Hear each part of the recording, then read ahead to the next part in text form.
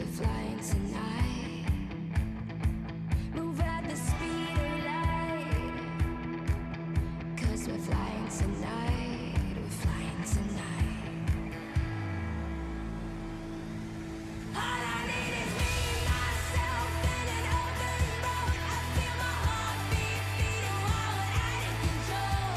I push full throttle into overload. It's just me, myself, and an open road.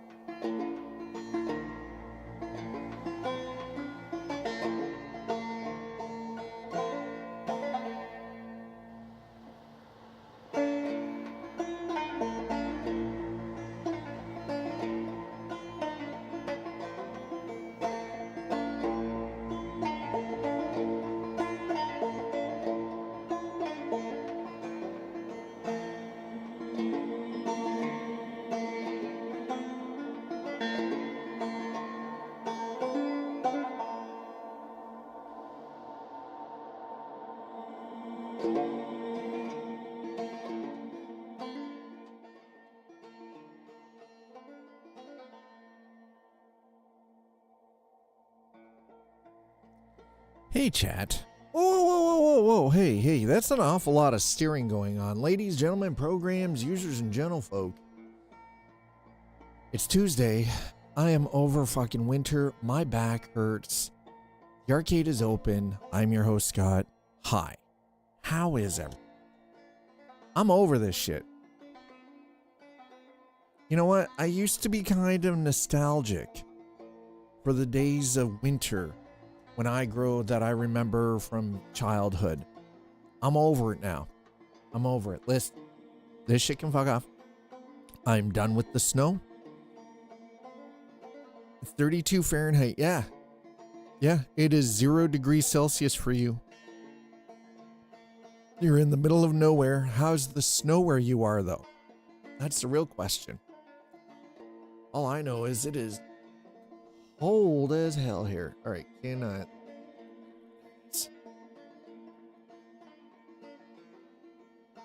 16. Jesus, Barber. Who'd you piss off? It's slowly melting off, not fast enough. I wish we're nowhere near melt.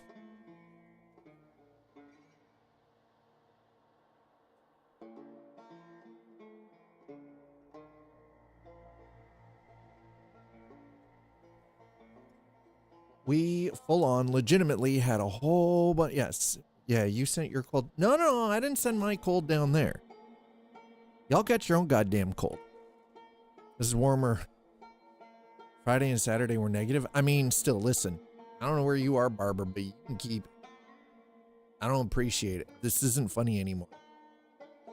It's America's turn. You guys are supposed to get the nasty ass winters, okay? Because that's how climate change works. Listen, the jet stream is whipping around like a high pressure hose with no one controlling it. And so when they're like, hey, global warming's fake because look at how cold it is. Listen, the global temperature is still going up 1.5 to 2 degrees annually. That's the global overall averages. So the temperature is still going up. But what this also means is that we're going to get more extreme. Yeah, which country has 30 million living in the frozen ice hole of Hoth?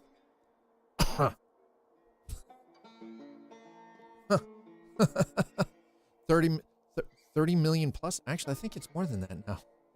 Is it? Wait. I think Canada is Hoth right now.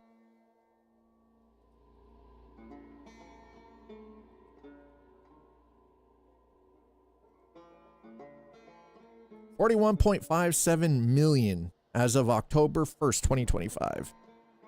Yep. 41.57 million. Yeah, and it listen, I didn't sign up for the Hoth fucking, the Hoth tours, okay? I didn't sign up for this shit. Hell no. More like cold. It's yeah. But yeah, no, so Slider, and this is funny because Slider knows this because we've talked about this quite frequently here. The jet stream is fucked. And the weather that we are currently getting right now, while I know a lot of people are bitching, oh, global warming must be fake. Look at how cold it is. You don't realize that the average temperature going up fucks the jet stream, which is officially fucked. The polar ice caps melting off fucks the jet stream, which, as we can tell right now, is officially fucked. Exactly. Right?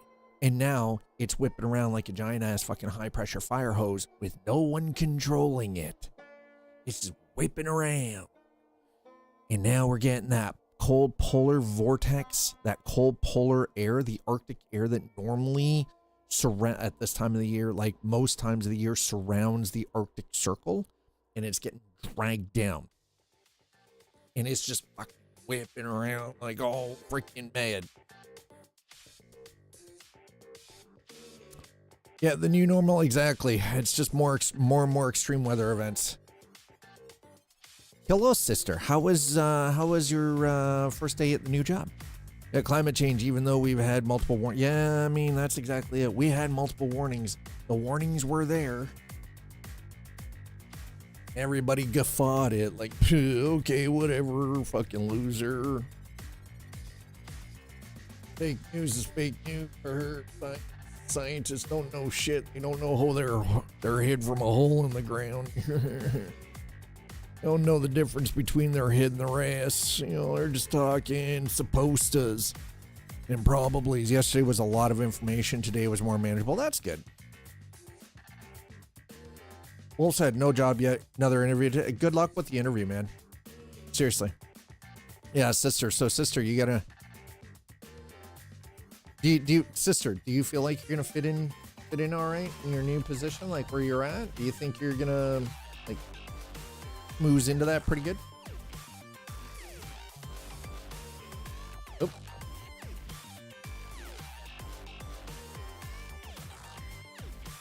Okay, there we go. Sound effects are now officially up. There we go.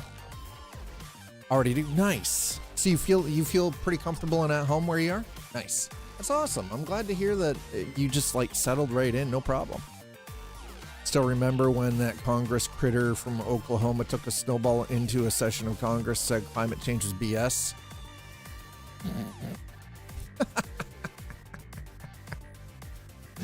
From Oklahoma. Said climate change is BS. Look at the snow. Look at the snowball. Where was it? In your freezer for the last 6 months, you son of a bitch.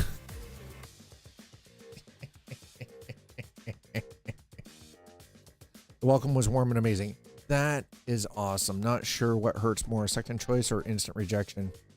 Honestly, personally for me, second choice. Being the second choice hurts more than instant rejection. I would rather just flat out get a no. Straight up. Instant rejection. You just, okay, and just move on. Yep. Yeah, exactly. Oh, yeah, exactly. Just hit me with it, tell me no, and then I can just continue doing what I'm doing. Just, right, zoom off. Here we go. That's right, Rip That Band-Aid is permanently in someone's friend zone. Oh my God. Damn, Sleepy, we're talking about jobs, not relationships, bro. Oof. That hurts my heart, man. Told me what I did wrong, appreciated that more than anything. That's good though. Never hearing from them again and wondering what you did. Getting ghosted? Yeah, getting ghosted is actually a dick move. I understand it's not a personal thing, but it is a bit of a dick move. Like, at least say, hey, you know, we went with a different candidate. Okay, awesome, right? Exactly, Wolf said. Exactly. Anyway, we got a little bit of news. Funny, because we were talking about this yesterday, and I do remember T-Vale and I thinking, oh, yeah, it's probably going to be about a week or two before patch 1.58 goes into open beta. And no, American Truck Simulator 1.58 update open beta today. Boy, was I fucking wrong.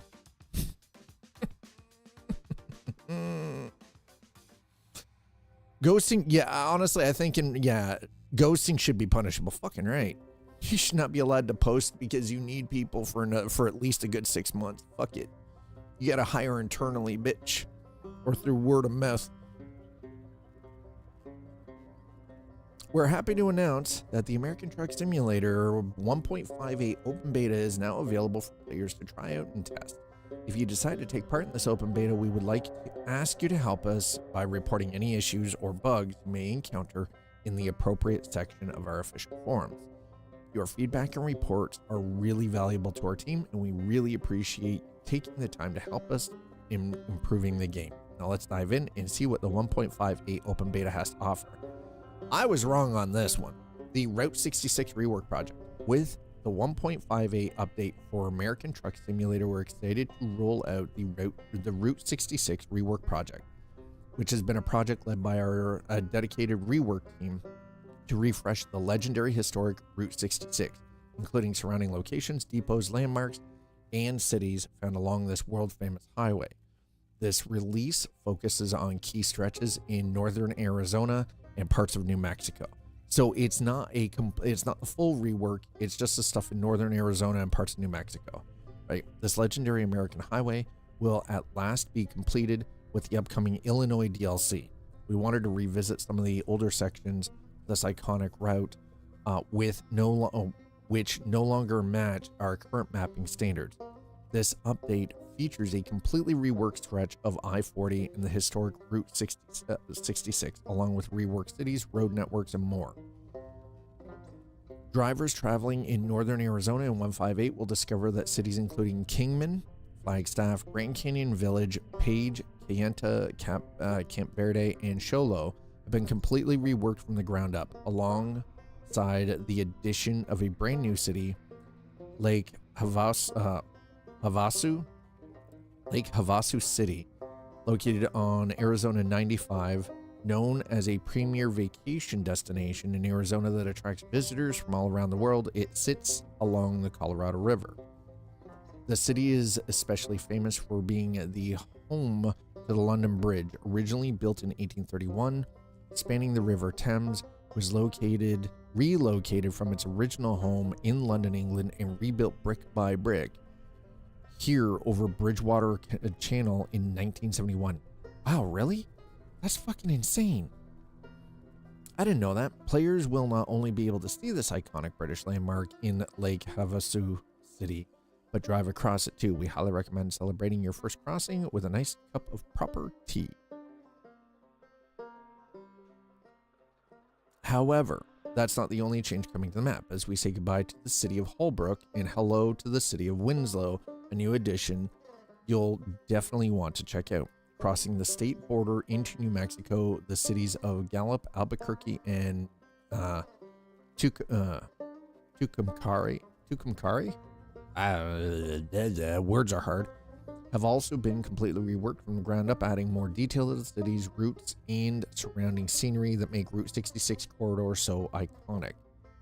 Alongside the cities and highways themselves, the Route 66 rework project also revisits memorable landmarks and scenic drives across the region, including places like Hoover Dam, Grand Canyon, Monument Valley, giving them a fresh look and helping the entire area feel more up-to-date and rewarding to explore. You can read more specifically about the work around these legendary U.S. landmarks in our recent dedicated blog post. Wait, what? Illinois, are the major highways going to be full of potholes and construction? If not, it's not realistic. I mean, I don't know. Possibly. Who knows? If you're going to reject, at least tell them what they could do better next time. Can't give everyone a personal touch. No, but you can at least have a mass email if the resume has been rejected, and instead of being ghosted. It's easy. Super easy. Can't give you a personal thanks. Template garbage thank you is offensive. Ah, fuck that. If it's a template garbage thank you, fuck that. If it's offensive, that means somebody else needs to grow a backbone. They find that shit.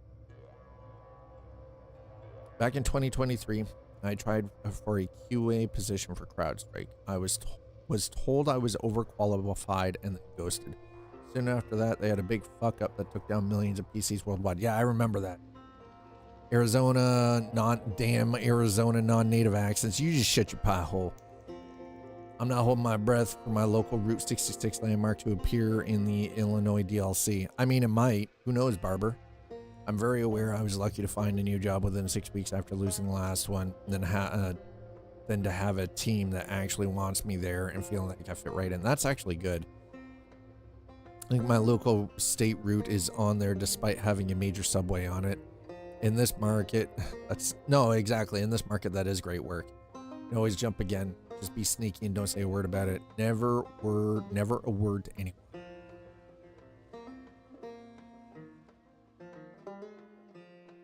Yeah, well said. Yeah, Sister Snowy's in the Netherlands, so companies will never give feedback like that. They don't want the liability in court. If you have 2,000 applications, you owe 2,000 pieces of effective feedback. Hey, Nick. Or I get sued. You're insane. No, I'm not saying you get sued, but at least, like, instead of the ghosting is ignorant. Because there was a point in time, not that long ago, where you would at least get a message stating, thank you for replying, we've chosen a different candidate. That's it. That's it. And if somebody finds that offensive, then fuck them. They're an asshole for finding that offensive. It's not idealism.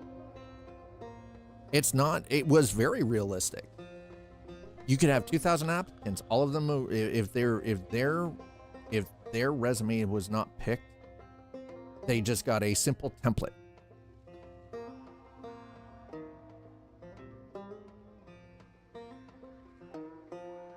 And if somebody finds a template ignorant, fuck them. They're an asshole.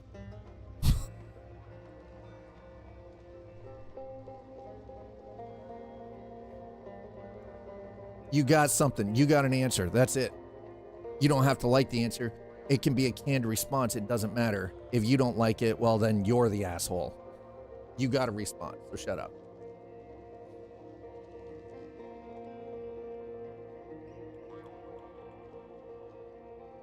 I'm gonna sue. I didn't get the job. Oh, go fuck yourself.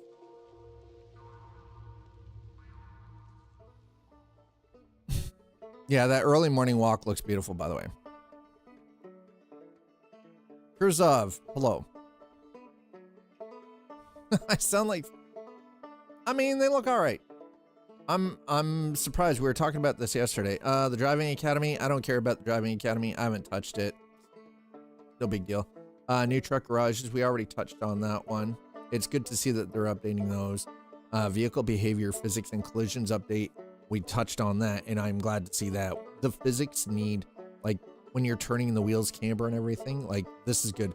But this is because, chat, the reason is because we're getting the road trip DLC for American Truck. I'm honestly, though, I'm surprised that we talked about this yesterday. TVL and I were, thinking it was going to be about a week off. And surprise, surprise, no, it is in fact today that it goes into open beta. So open beta, three weeks. So patch 1.58 is only open beta for American Truck right now. I would say it's probably going to be open beta for at least 3 weeks. If we follow what their, how SCS kind of operates, it's probably going to be about 3 weeks.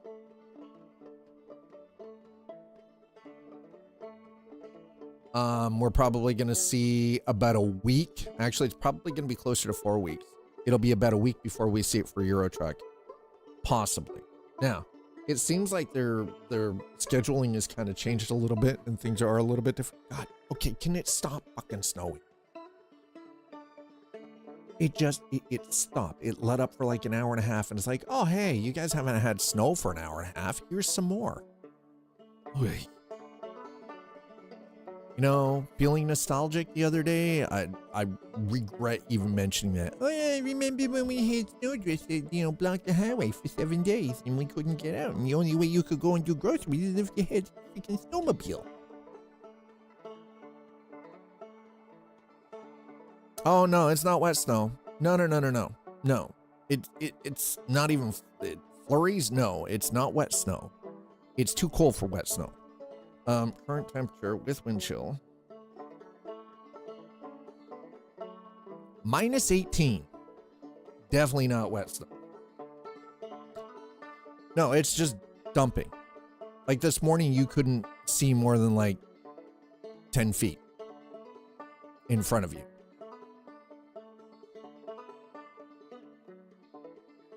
And it keeps accumulating. It's like, and every time it does it, it's like another 6 inches, another 6 inches, another 6 inches. Yeah, leaf blower could blow it away. Yeah.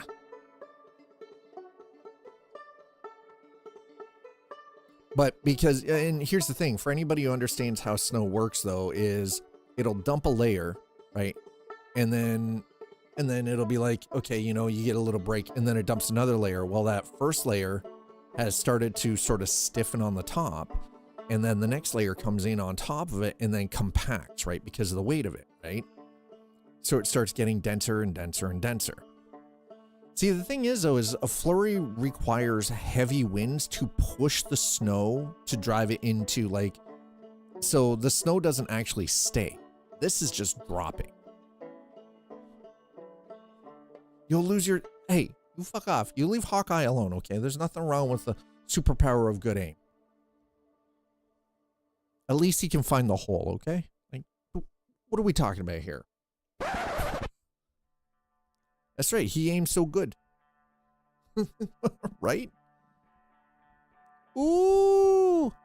I'm over here in the Carolinas. Of course, we had big ice storm, though it fortunately wasn't as bad as it could have been. That's good. Yeah, Friday into Saturday. Yeah.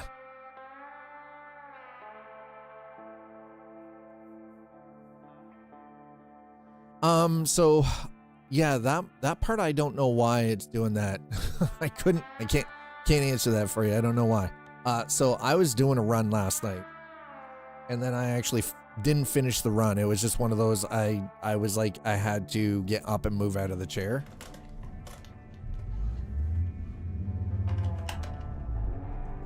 So we're just going to continue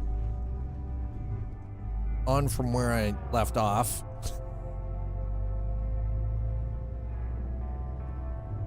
Yeah, that's the Twitch. That's definitely a Twitch thing.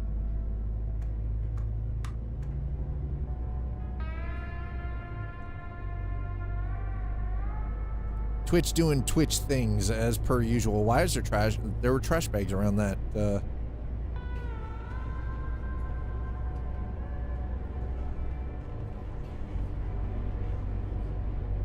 Man, I know I had taken a long ass route, but god damn, I didn't realize how long it actually was. All right.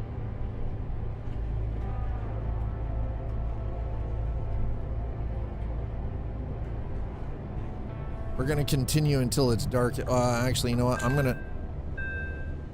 excuse me? Oh yeah, I may have done some damage to my truck.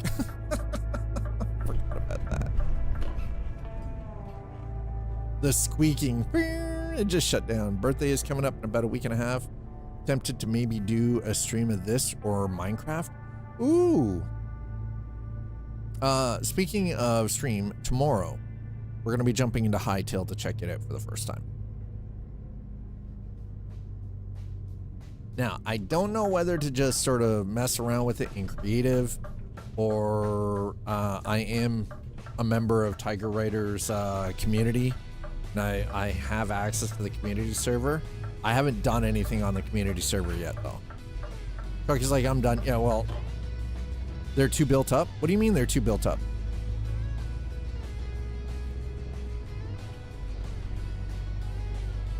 They've only got 20 players. How are they too built up? What is everybody building, like 3 or 4 freaking homes?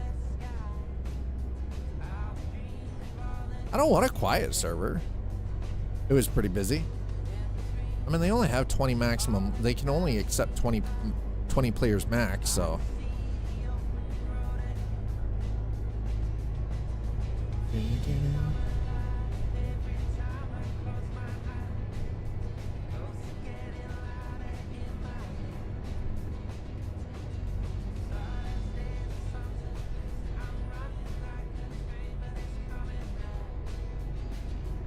I've got 2 huts I didn't want to take over.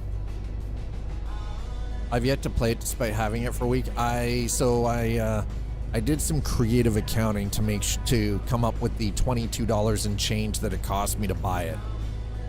It was very, very creative. Basically, I robbed Peter to pay Paul.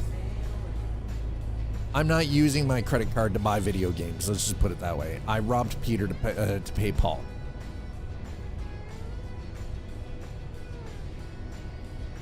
Here's the thing. Video games come through PayPal. I will not make a video game purchase on my credit card. My credit card is not attached to Steam or any game platform, period. It will not be, ever.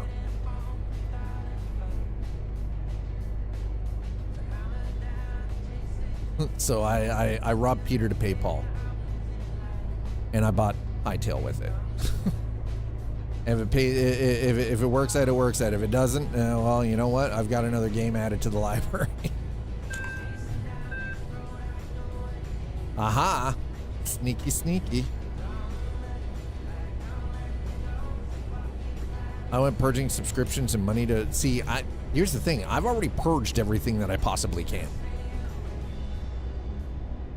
Spotify. I pay for Spotify. It is used by 6 human beings. It is covered, right? So it is 100% used all the time, daily. So getting rid of it, and besides, I use Spotify for stream music anyway. So right, like, with regard, oh, we're turning here. With regards to like, Disney Plus, I keep that going because of my kids. My kids use it daily, right? We don't use it here daily, but my daughters use it daily. So, other than that, I don't have any other subscriptions. That's it. That is legitimately it. Spotify and Disney Plus are the only subscriptions I actually have.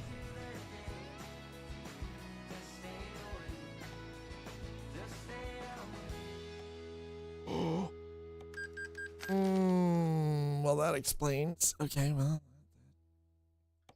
that took care of that. Oh, well, that fixes that problem now. We are also $28,000 short. Holy crap. Right, so nobody, yeah, no, exactly. Nobody saw the fact that it cost me $28,000 to repair the truck. Shh. Didn't happen. Fake news.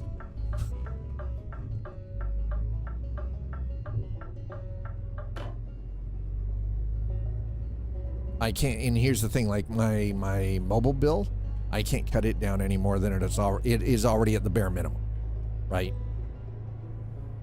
And I'm not giving up my phone. But I don't have like, I'm one of those, I run very lean. Exactly. It was purely your imagination. See, Audi knows. He knows.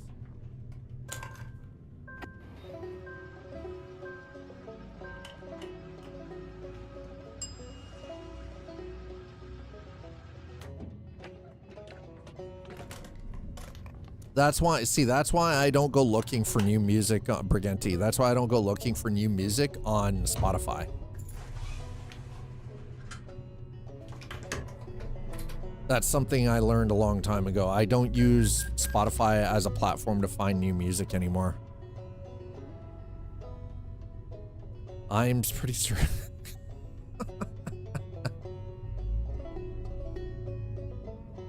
Give more often than blood, but takes 2+ hours. Yeah, right. Just give it the platelet shit.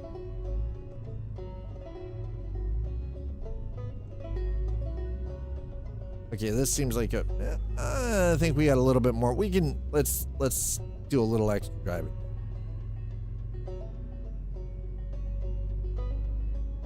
Honestly, I should have probably fueled over on this side, but here we are. It's too late.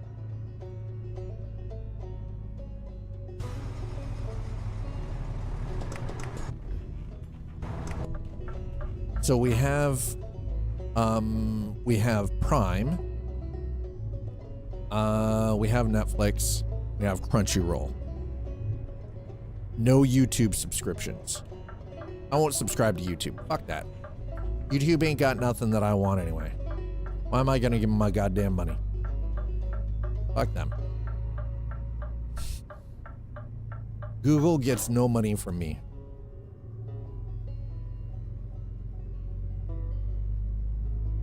And I've looked at YouTube TV. There is nothing through YouTube TV, like their premium, that I would be interested in. And the ad-free experience isn't worth the price they're asking.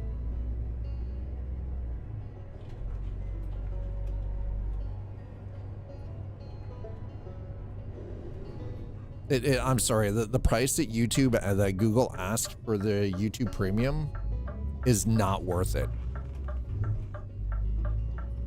Not worth it. There is nothing of substance in to cut the ads out isn't worth it. I would rather watch the ads. I'm cheap. I'm frugal as fuck. I will wear paper bags as underwear if I have to save $1.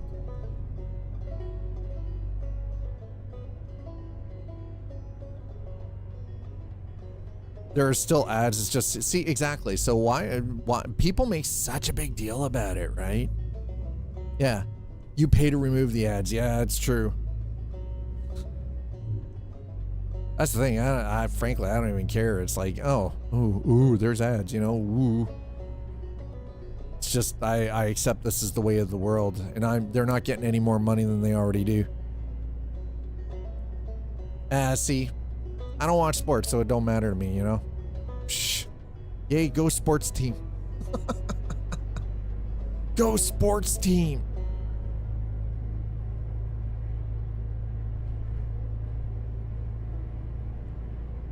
Sold games to every streaming service. So did the NHL.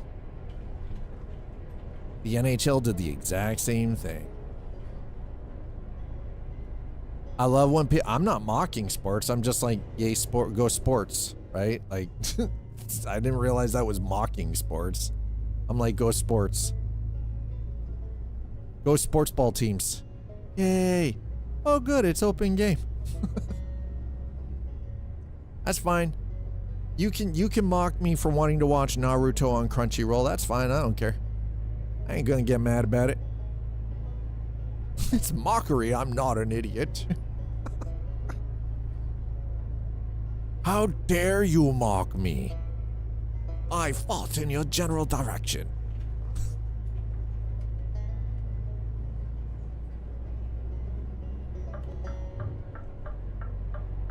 I shall mock thee for your sports ball.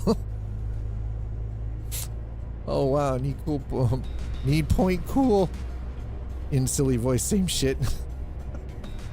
I mean, you're not wrong. Imagine the current generations having to wait for a show that only showed one. Oh my god. Yes. Oh my god. Here's the thing, honestly, it didn't bother me. I can wait. I can wait, you know, like, it's like, that's why kids suck. Well, I mean, it's not that kids suck, it's, they just don't get it. Like, they require it's the dopamine button, right? It's that instant gratification. The lack of patience and the ability to wait for things to finish is real. I mean, it is one of the dopamine examples, yes. We're gonna go in here too, because we're doing the grand tour. We might as well. There we go. Okay, and we're gonna zip through here and around and. Don't mind me, I'm just marking things off the map, okay?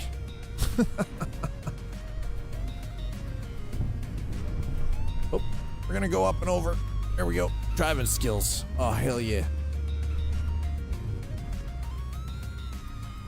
Only Netflix puts out every episode at once. They didn't initially, and some shows they don't.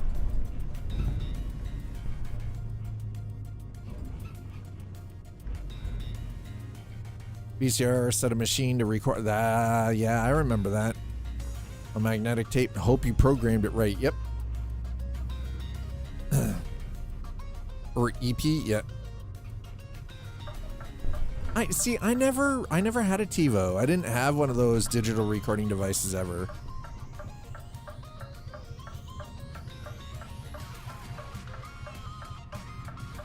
ELP, yeah, watch once and it destroys itself. That sounds about right. The extra long play. It's like accepting a mission in Mission Impossible. This tape will self-destruct in 20 seconds.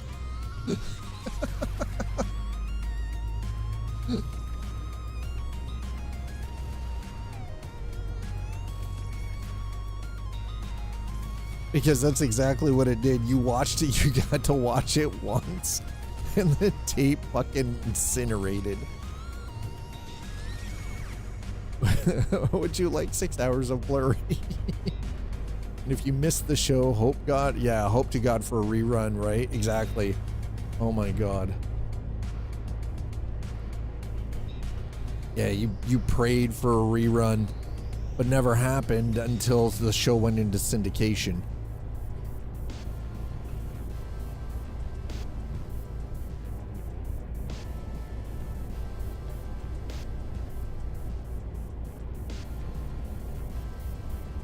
Now we can find all those old reruns somewhere. I mean, with the exception, I mean, it's hard to find some of the classic stuff. Like, I went looking for stuff like the A-Team and Blue Thunder and Knight Rider and freaking Airwolf.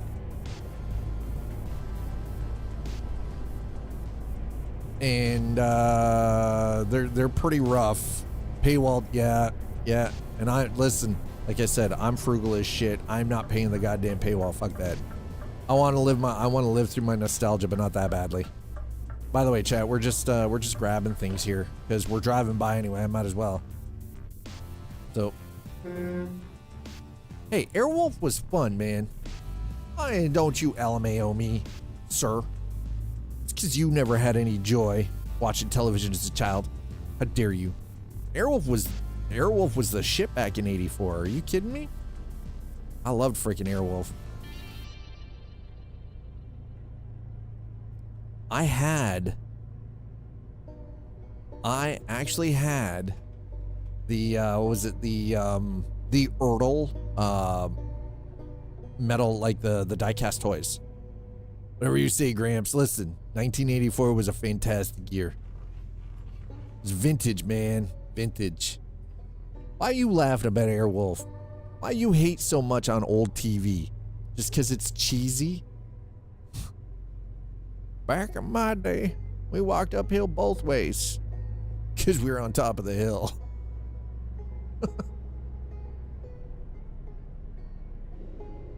We used to get catapulted off the hill. Okay, to that note, so you probably like classic Baywatch, Knight Rider, stuff like that. What is it about Airwolf that bothers you? Let's dissect this.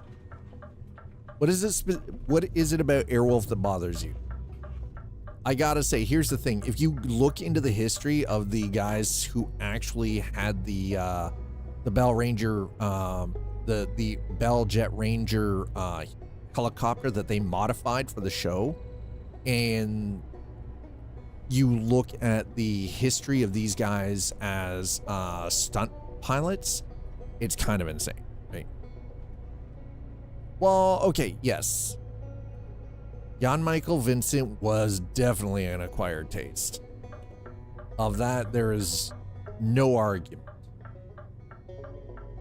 He was an alcoholic, he was an abuser, he was a lot of things. He was definitely not a glowing version of what humanity could be. By any stretch of the imagination. Blue Thunder could whip Airwolf's ass. Okay, well, if we're talking from technological, yes.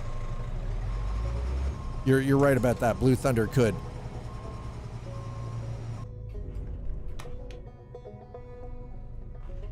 And Ron Schneider could make that thing just do beautiful things.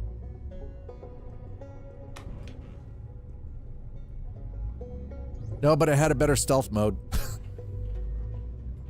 Blue Thunder had a way better stealth mode.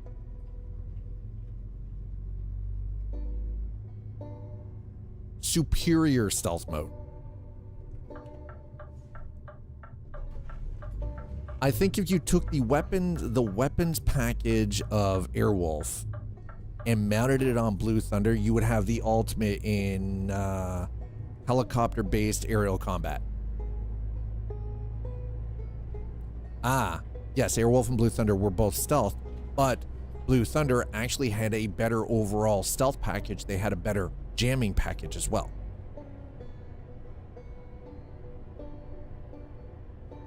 Jan Michael Vincent is, to get into this convo, he was okay in the original Mechanic with Charles Bronson. I forgot he was in that one. Holy shit. Isometric Well, what about the chop? What? You mean choplifter? Choplifter? Or chopper lifter? I don't remember. Isometric Sega Genesis game. I'm drawing a blank for some reason, but I'm pretty sure I played the shit out of it. I'm pretty sure I played it.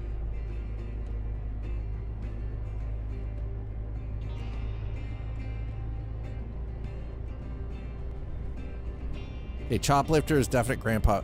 You just shut up. Just don't even start with me. Bastards. Grandpa reference. Listen, Briganti. Remind me to airlock you. Right there with you, Creaky. I will accept this line of jokes. Creaky. Get him, chat.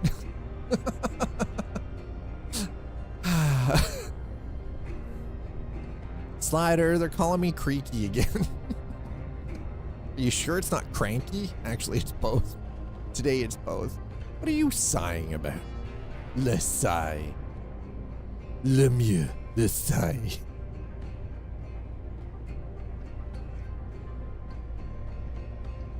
Mon petit pompon.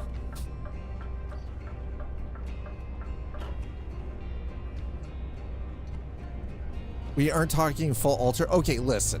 Altered Beast was a dope freaking game back in the day, all right? I played that one in arcade. Before the Genesis cartridge. Raid on Bungling Bay? Oh my god.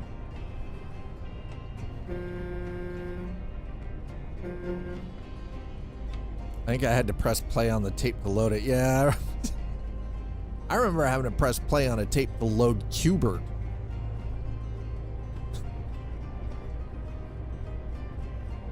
On a Commodore 64.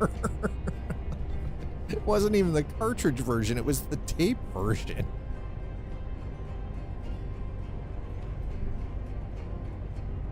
It was still better than paying 25 cents in the arcade to play Qbert. Sid Meier's Pirate. Oh my god, the Sid Meier's Pirates DR paper wheel was great. You were effed if you lost that paper wheel, by the way. You were 100% effed.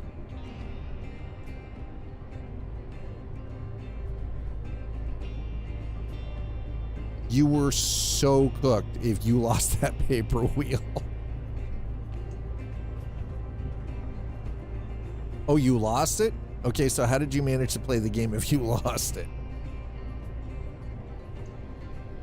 Because that was like full on Paramount. That was a requirement. How is there so much traffic out here? Freaking like 10 p.m. What the actual F, bro? Yeah, we'll just pull in here too. Why not? Oh my god. Oh my god, there's a truck. Oh. Do y'all got any? Why are you all? Oh, it's just a fuel station.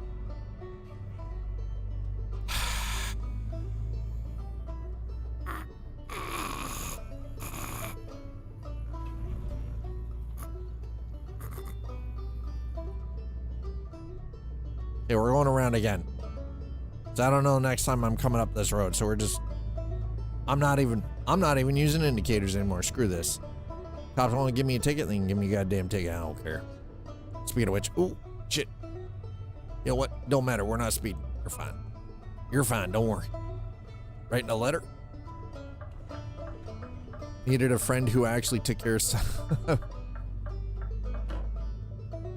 I was good at the start of it. And forget getting another one, right? Contacting vendors was unthinkable. That's true. Writing a letter. Needed a friend who actually took care of stuff and hopefully still had them. Another friend nearby who owned a 3K PC and also owned Pirates and also didn't lose the wheel. May as well buy lotto tickets. Actually, lotto tickets were a better bet back in the day. You were more likely to actually win something back then. Because only rich motherfuckers could afford them.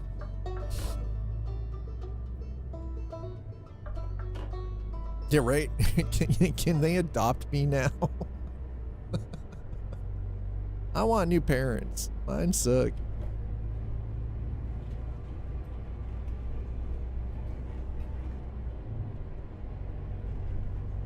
was a rough neighborhood, yeah.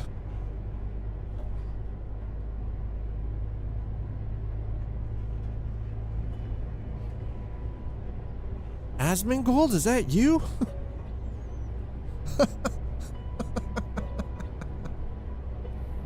Can't be. You don't live in Texas. You know too much about California to be Asmund. Secret. Baltimore. Jesus, these high beams are pretty high. I would just like, listen, I just need one place. I need to be able to pull over and get some sleep, please. Little bit of sleep, please.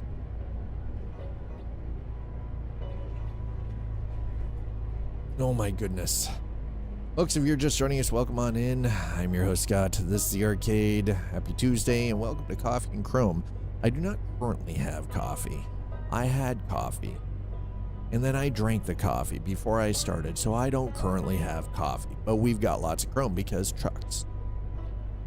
And if you're okay with that, good, because that's all you're getting. Just getting the Chrome today. We already had the coffee.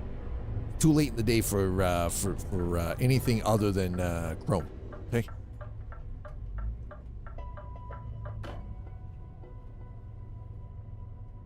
Okay, so if I do this, hey, perfect. We're right on the border here, aren't we? Yes, we are.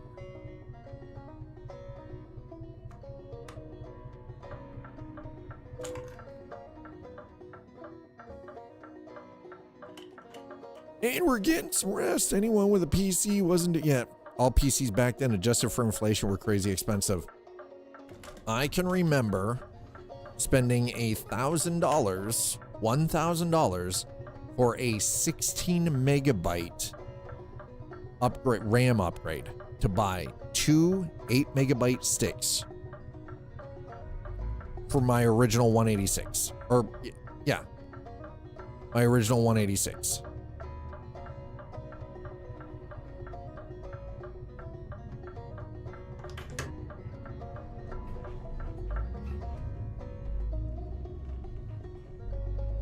That was like dummy expensive. Yeah, exactly. Price hasn't changed. Wolf's Head, not wrong. The price is pretty much exactly the same as it used to be. An OG 186. And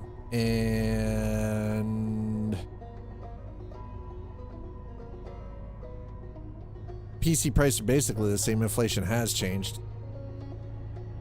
But yeah, it cost me $1,000 for a 16 megabyte RAM upgrade.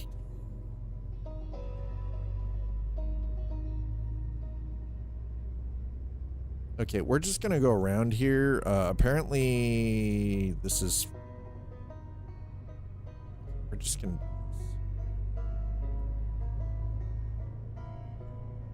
Why? Because I can. I'm just gonna pull up here until I see it. Boop. Okay. By the way, we're hauling train wheels, rail wheels. Want 780 new. Yeah, for a 6700 XT. Ooh. I remember paying $120 for new SNES games.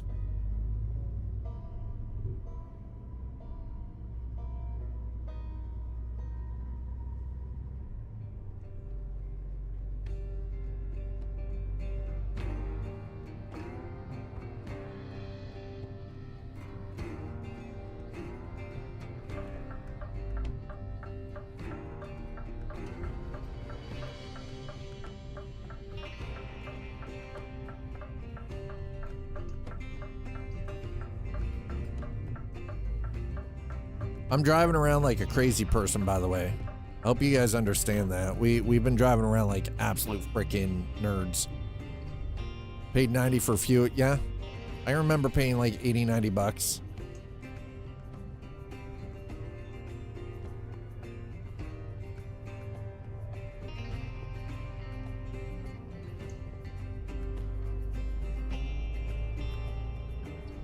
That's one. See, here's the thing.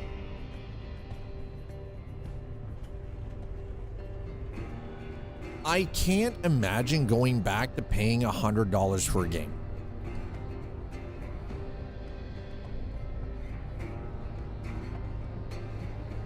By having more gamers, we can charge less. True. We're just coasting right now, by the way, chat. I'm not even... Right, we're just gonna hit, yeah, I think if we just stick with 70 for the, you know, let's actually ramp that up to 75. 76 maybe. There we go. Okay.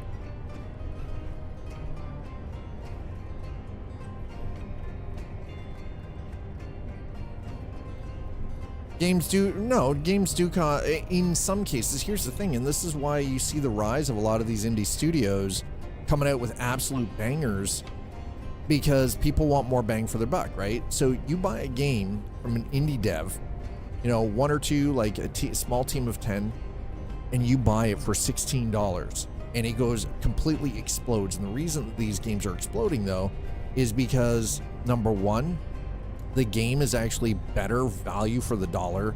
Number two, the game itself actually plays better than a lot of AAA studio games do nowadays. That's a problem, right? That is a big problem, but that also shows that there was a lot of top heavy bloat. It's not really a wide brush, though. That, Mr. Anderson, brings us to your decision. The management doesn't screw with them. Well, the issue isn't so much management, though. Remember, in a lot of cases, it's the publishers that hold the purse strings in AAA development. It's not the development studio that gets final say. It's the publisher. And the publisher is beholden to one group of people only, and that is shareholders. If you are a shareholder, then you demand profit. You demand the line continues to go up. And therefore, if that means that things have to be rushed out the door, they don't care about quality, they want quantity, because quantity in their mind equals return on investment, return on capital. And then they loop, but then they're also the first ones to squawk when a game doesn't do well. And it's like, how about you let the creatives actually just create? How about you step the fuck back and let them make something that will make you the money, instead of trying to push them to do it faster in shorter periods of time without crunch, without burnout. Yeah, rushing a game, yeah, Anthem is a perfect example. If we're sticking with BioWare, Mass Effect Andromeda, another fantastic example. That's what happens when you push a studio, because the shareholders want their fucking money.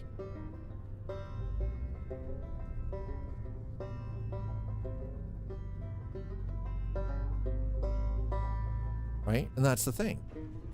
Here's the thing. I'm not saying that all independent indie devs are pushing out great work. Just let's be real. They're not. There's just as much trash out there from indies as there is from AAA. But we do have the one thing I am actually starting to come to realize, though, is that we have a nice little segment of what they refer to as AA. Like these up-and-coming dev studios that are self-publishing, that are coming out with some bangers. Again, perfect example for, in this case, would be Clair Obscur Expedition 33.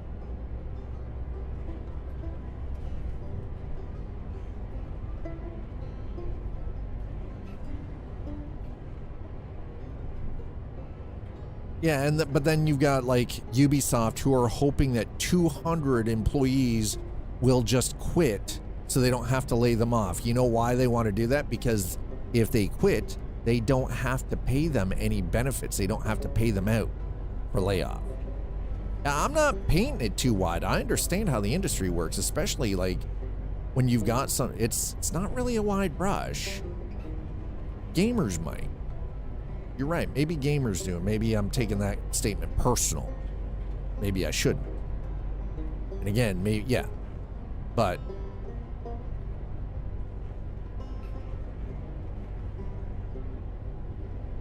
and honestly, what Slider is saying does hold true. In a lot of cases, there are just gaming communities that do paint with too wide a brush.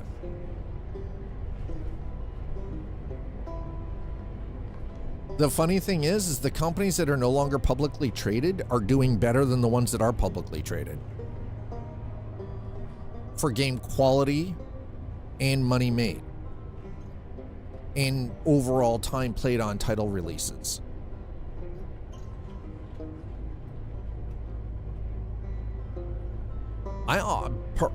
Personally, I think that would be smart for like EA to go back to actually, instead of being a publisher, go back, stop being publicly traded, go back to actually just making quality games that will make money. I think the issue is we had a lot of companies that weren't publicly traded pre-COVID that went into the public space around the time of COVID. Some of them were before, but some of them around the time of COVID. And shit started tanking because everybody saw it as an easy way to make money on investment, purely because of the fact that it was like, hey, people are home, people are playing these video games, the market is going up, the line goes up, making money. Well, anybody who knew anything about how markets work knew that that trend couldn't continue for like long term. There was no way. Absolutely no fucking way. Because as soon as people started resuming normal life, that shit would stop.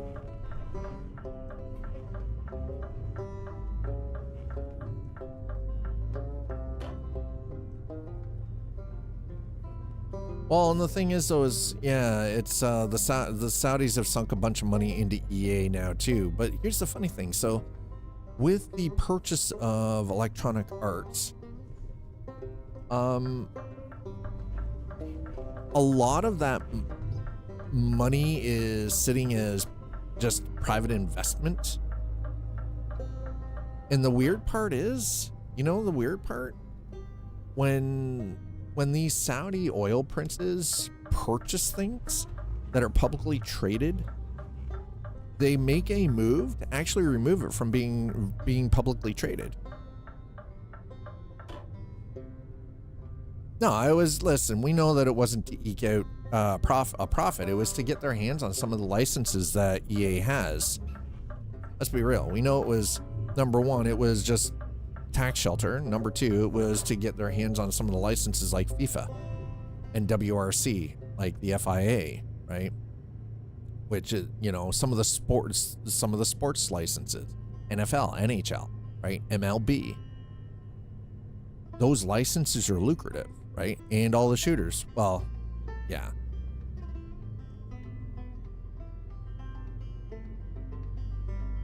But the crazy part is, when they come in and they drop money, number one, the company usually ends up getting pulled from public trading.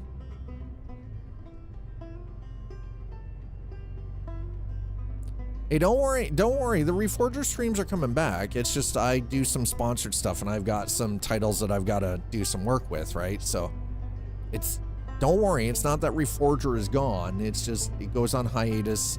I go in rounds with it, right? Yeah. Gonna be a lot of vaguely Eastern European Euro enemies and a lot fewer vague Middle Eastern, yeah. Don't worry, Stabby. I hope you're doing well, though. I'm glad that you're enjoying Day Zero. Seriously, Stabby. I'm glad that you're enjoying it. I know, like me, they just did a full wipe on the North American server this morning. And they're not, this time around, they're not doing starter kits. They're not doing starter kits. No starter kits. Everything was wiped. Like it was a full database wipe, right? So everybody spawns in as a freshie and that's it. You got nothing. Yeah, nothing that you had in the bank. It's all gone. Because they made some wide sweeping changes that affected how everything functioned. So they had to. We have a new map coming in a couple of weeks. So I'm waiting for the new map before I actually start streaming it again, before I get back into it on stream, because I want the actual custom map that Boogie the Unit has been working on for the community. I want that in place before I actually start spending more time in Reforger. Yeah, no, he's still working on it. Yeah, Boogie's still working on it. Probably they're figuring about a month, about another month for the brand new map that he's been working on to come out. And this is a custom map, by the way. Yeah, 3 to 4 weeks is the rough estimate right now. So Stabby, I'm guessing you've been pretty active in the Discord then too, right?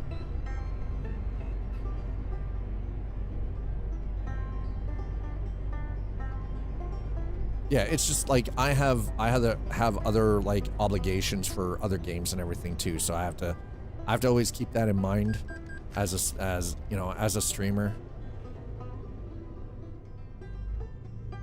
And Tuesdays for the longest time now has been a focus on the trucking simulators, whether it's American Truck or Euro Truck.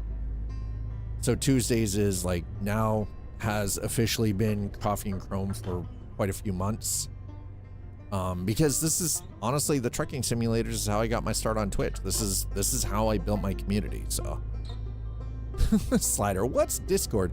It is a communication program that allows you to create communities with like-minded individuals, whether it be around games, streaming communities, or other. Wow. That didn't sound pretentious as fuck at all, did it? Holy shit. I sounded like a proper pompous know-it-all asshole. And it doesn't actually bother me. I don't even feel bad about it. Slider's probably like, don't talk to me like a fucking child. Not a child, you asshole. How dare you? Dare you insinuate? So who? Whoa, easy. I'm not an actual asshole. Well, actually I am, but that's neither here nor there. Just wait until they IPO. Oh my god. Yeah, I know the Discord is trying to IPO. My god. Fuck.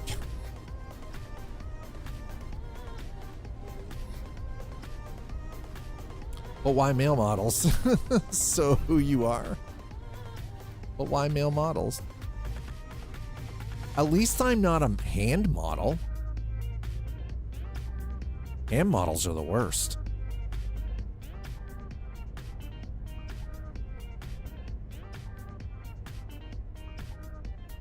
Models are needed for civilization to survive. Are they? Are they really? I think we can do without. It's okay. I don't need somebody constantly reminding me that I'm fugly as all hell, okay? I don't need somebody reminding me of that, making me feel bad about my freaking life choices. Make me feel bad about my freaking decisions in diet and fitness. How dare you? How dare you body shame me with your fucking 12-pack abs and bullshit? How dare you?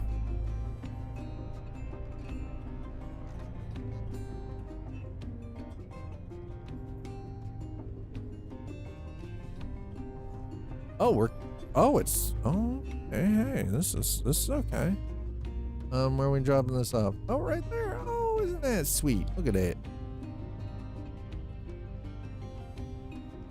The thing is these motherfuckers now don't even seem to age. I swear to God, they're pure plastic. They're fucking Ken dolls, okay? How do you make fun of somebody who's basically a fucking Ken doll? They look like a freaking Target freaking mannequin. Like, how do you make fun of that? These ashholes. Yeah, I don't care it's late. Bite me.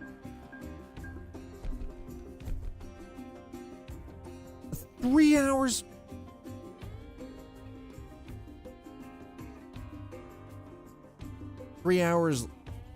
Y'all are assholes. Jake.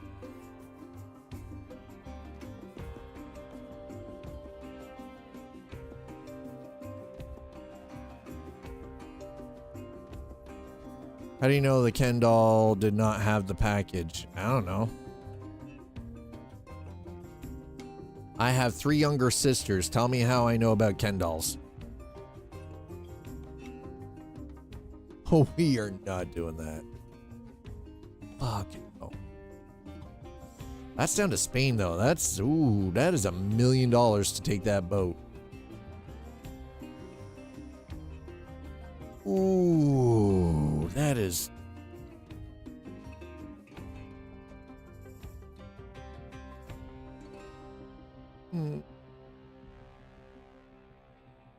Düsseldorf? That's down to Germany. Oh, wait, what?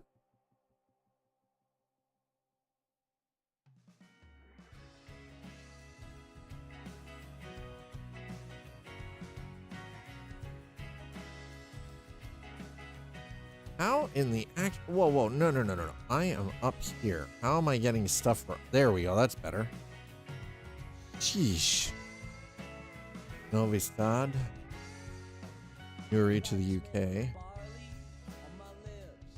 That's not bad.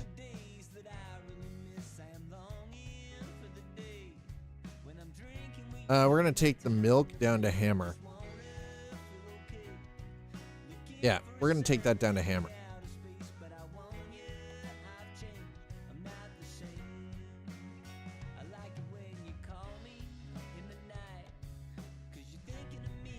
The Lando, doll from B5.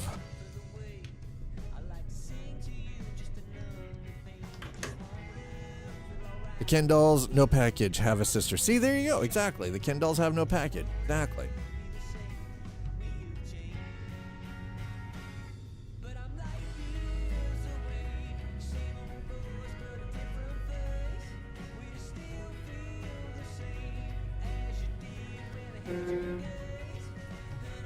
All right, so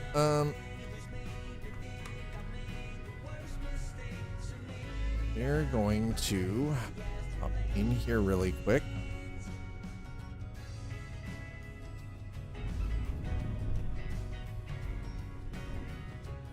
What the actual hell is going on there?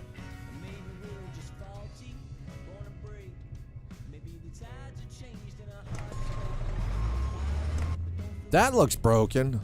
Malari doll in the episode. Gift shop. Oh my god, I love that. The Malari, yeah, the Lando Malari. It's just freaking Babylon 5. Oh my god.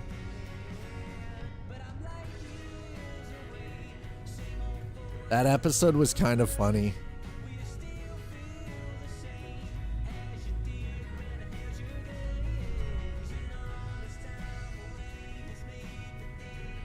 Can I get out this way? Probably. Wait, hold on. Let's see if we can actually sneak out this way.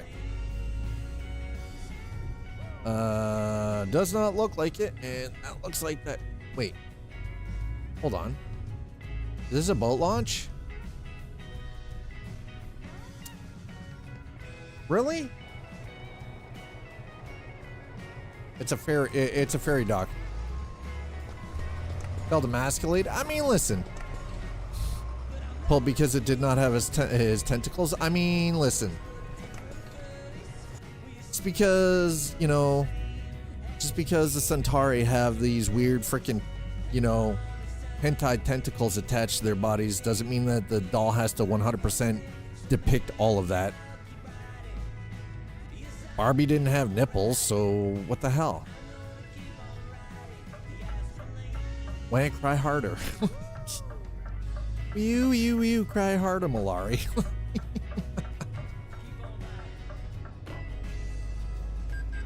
Well, good. I'm glad that they were laughing at him. He probably deserved it anyways, because he was a dick.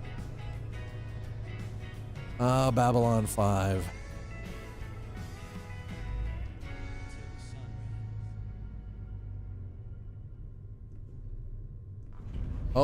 Oh, this is actually awkward to get into.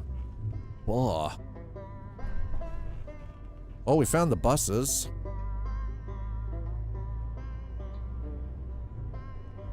We're collecting all of the things, okay, chat? So if you come for me, I will fight you. Oh, 100% fight you.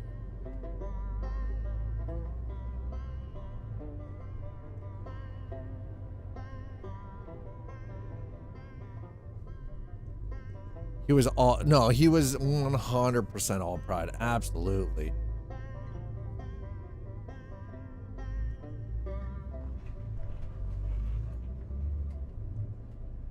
I mean, to be fair, that's just Centauri in general.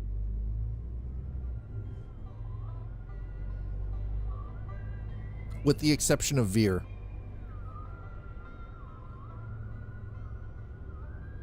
As Centauri go, Veer was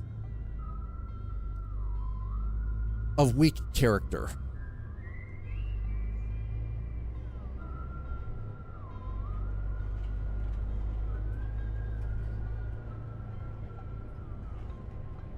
Okay, so we're gonna go and pick up our next load, which is milk.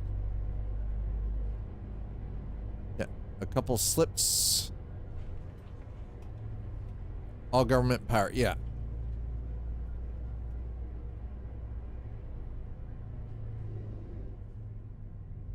Well, I mean, I understand that Veer was supposed to represent Malari's conscience, but I don't think they did a really good job.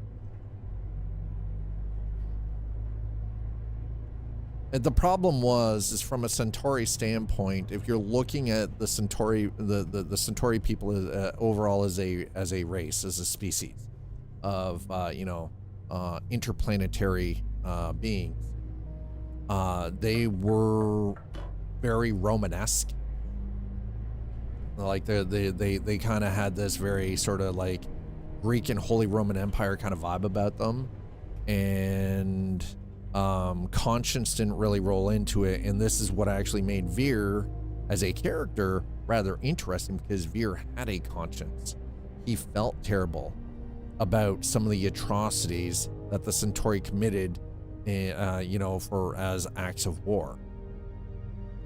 He tried French. Oh, the thing is, there was some French in there, yeah. Like when you're talking French, you're talking like the Napoleonic era, but there was a lot of Greek and Roman Holy Empire smacked in there a lot too, right? Because it was like they operated as a true republic. They had a caste system, right? Like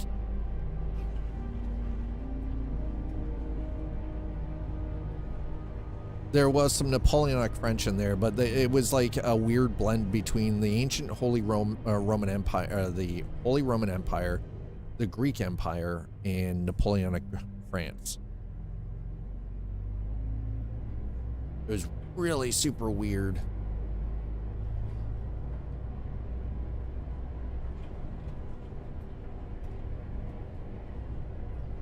It was like, but the thing is, there were inherently, if you look at like historically speaking, if you look at those three time periods, there were a lot of similarities, like societally.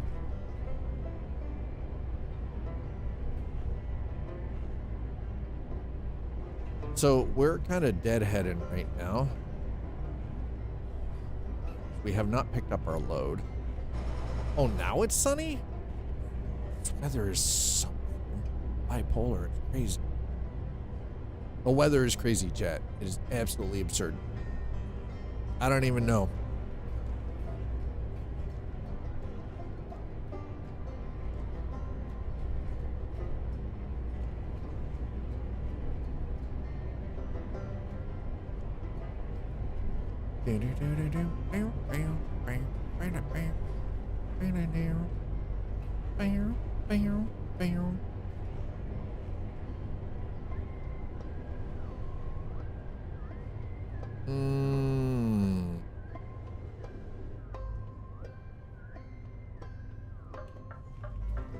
We're gonna go in here because apparently this is the way anyway, so we're just gonna do this.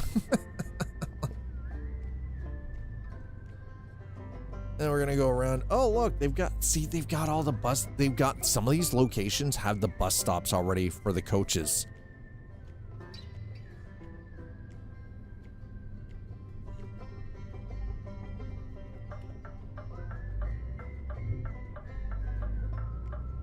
Well, I mean, so you've got Napoleonic France, you got like Renaissance Italy, right? Like there was this weird, there was such a weird amalgamation.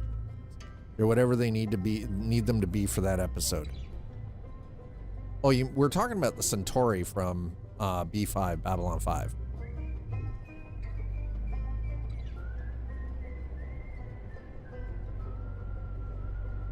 It was they were the Centauri Republic was very interesting.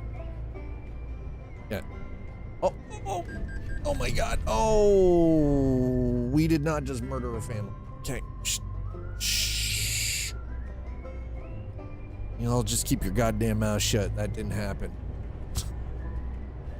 The palace was definitely definitely Versailles. Yeah. They even had some Russian traits. They did. Yeah. When they go ruthless. Yeah, absolutely. Holy crap. Yeah, like so the dueling, like the way they duel really actually reminded me, like with the glove and the glove and the glove and dagger kind of reminded me of like the Roman gladiatorial stuff, right? Or even like how the Italian families used to, like during the Renaissance period, used to solve disputes. Right? Some of the dress felt very Napoleonic, right? Imperial race, French, Roman, Russian, Euro, yeah. Yeah, it was it always was pretty freaking nuts. They were very versatile as a storytelling vehicle.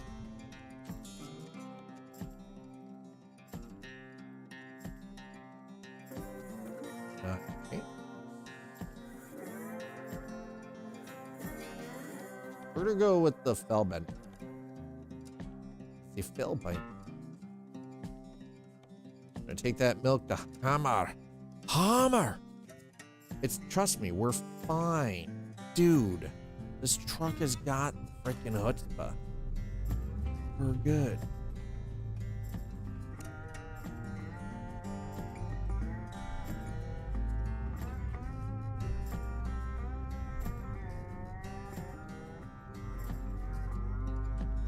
Ugh.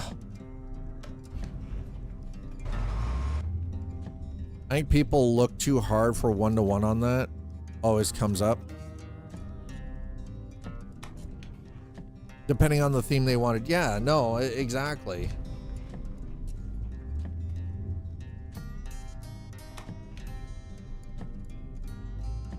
No, and that, yeah, you're absolutely right. Sometimes things are just inspirations. Yeah.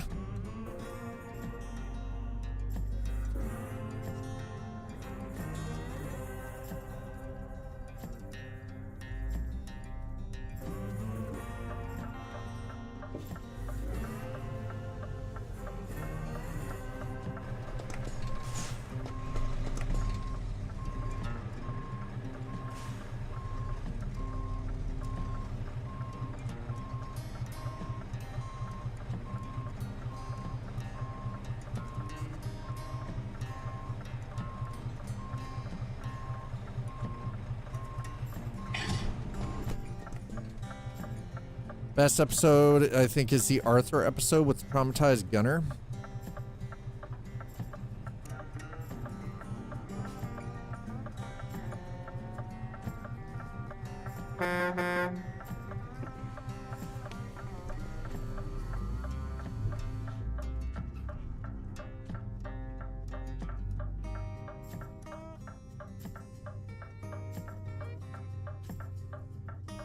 I remember the episode you're talking about, but I don't remember the actor's name.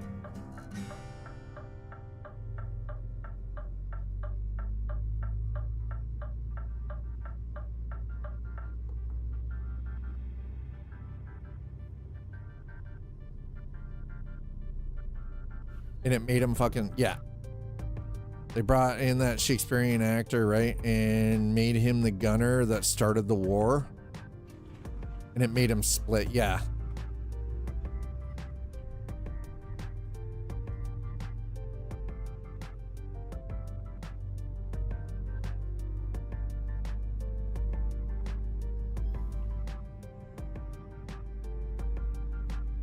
This is quite the farm we just left, by the way. This is actually quite a beautiful. Trying to name another movie.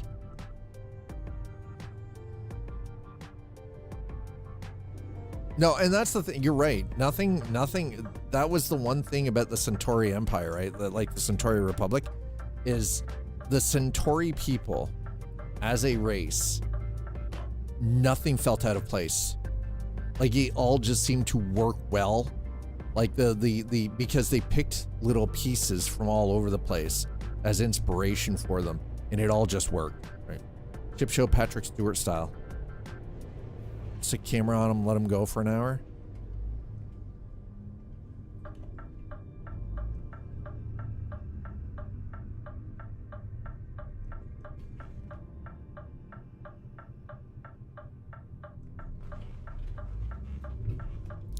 Saves budget. I mean, that's true.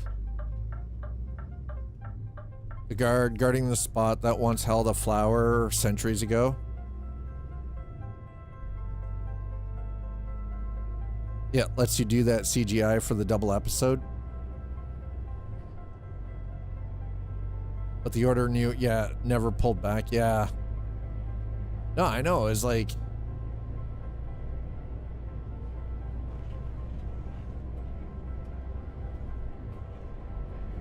that's right, chat. We do actually have merch. It's true.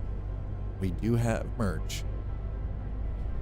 I know a couple of you have actually bought coffee mugs. And at least one human being has 2 of the hoodies.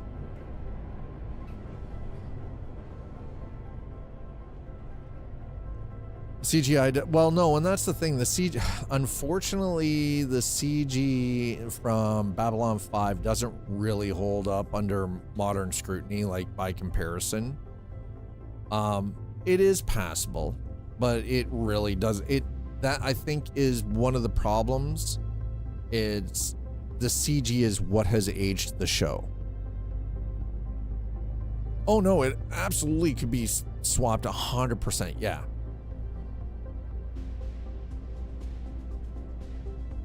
They could digitally remaster what they already have and just redo the CG, and it would fucking it would bang. Yeah, 100, and that was the thing, right? That was a time when they got away with doing the 100% cut. Just boom, right?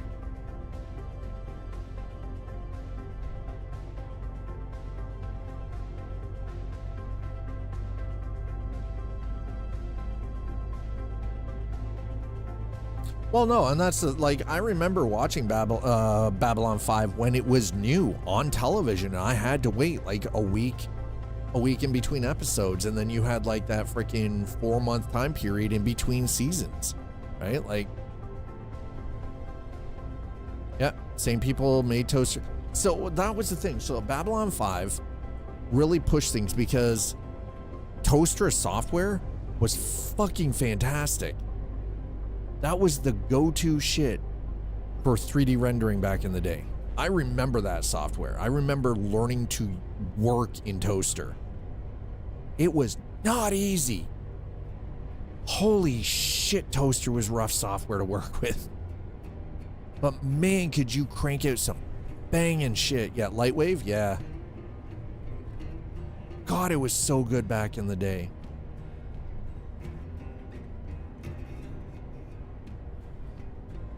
Oh my God, bro. I'll be glad when they get the physics changes in. God, I'm gonna be so happy.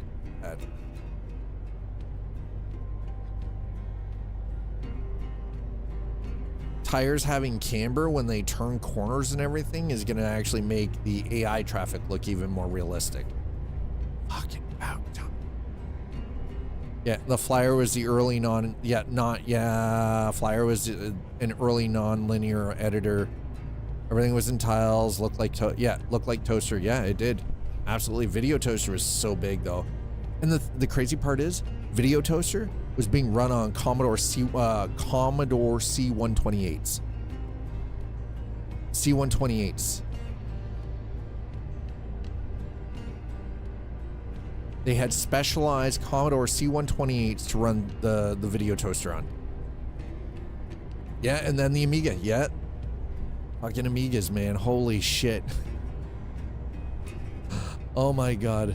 Those Freaking early computing, early CG days were great. Hi, Nuts Life. Sorry to hear that you're tired. Just sit back, relax, grab yourself a drink, and just enjoy the driving, okay?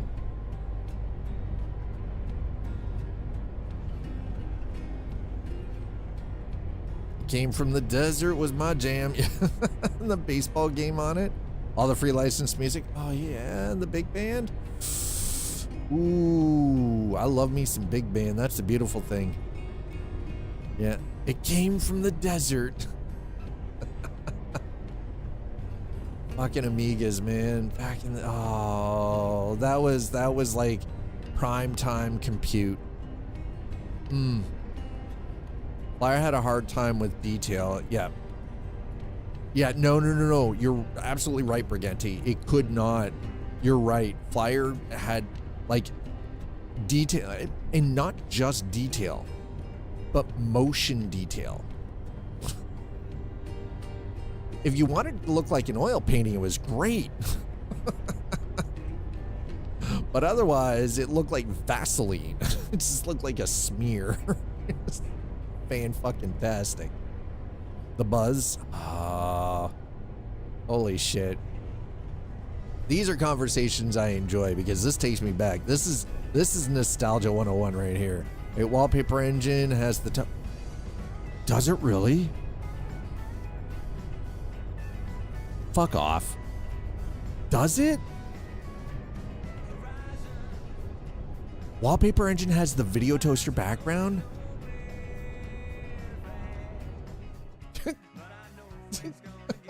Sorry, I gotta do this now. It's sir. Yeah, you better bring it up.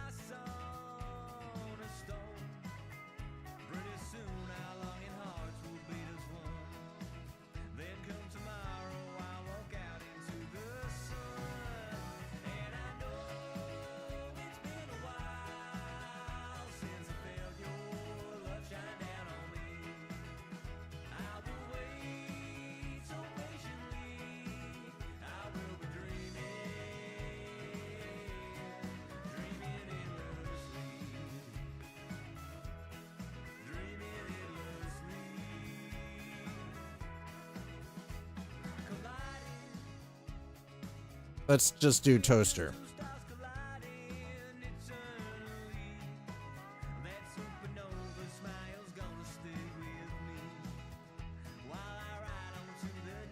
Really?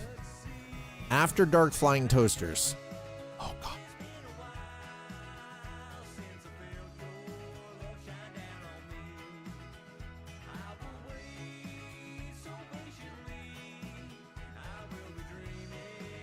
After dark flying.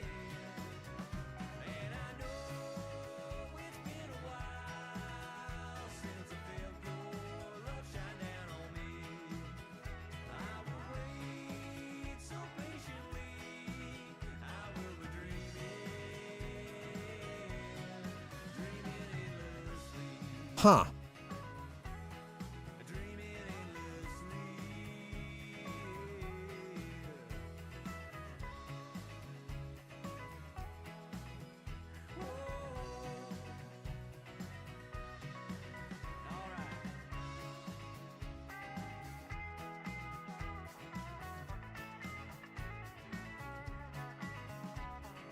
Yeah. Okay, hold on. I'm going to...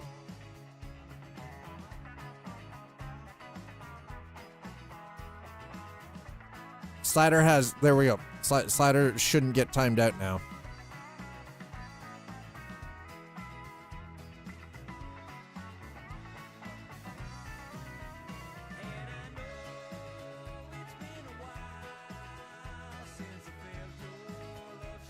Oh, no.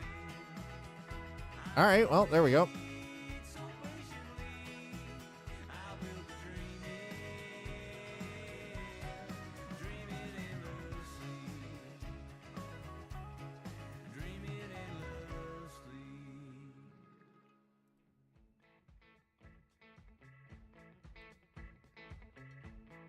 Okay, that's been changed. I don't even care. I'm 100% changing the shit out of it. There we go. Thanks, Slider.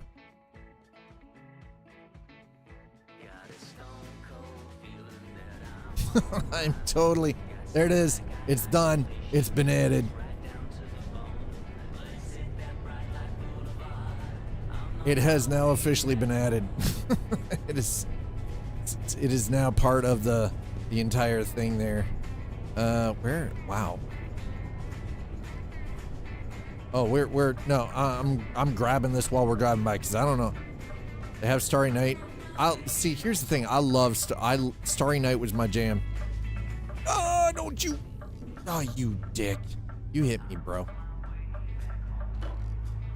God damn ass clown.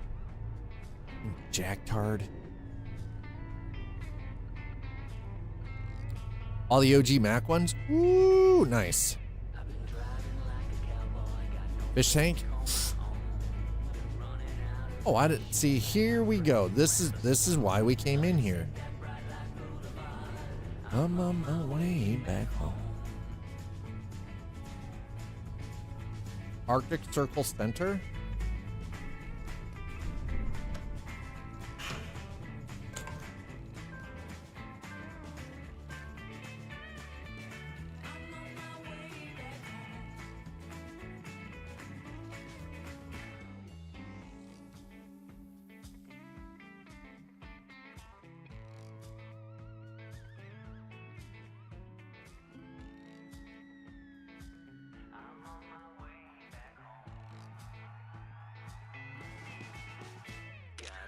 There we go. Got it.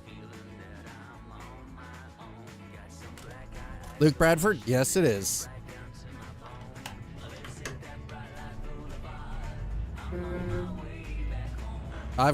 So I've already got the event done. I didn't finish the Christmas stuff, but it's the holiday stuff, and I'm like, I got the Nordic Horizons event done. I'm good. Got the stuff done for Louisiana. I'm good. It's like, all right, we're fine. Oh, got it. It's all good.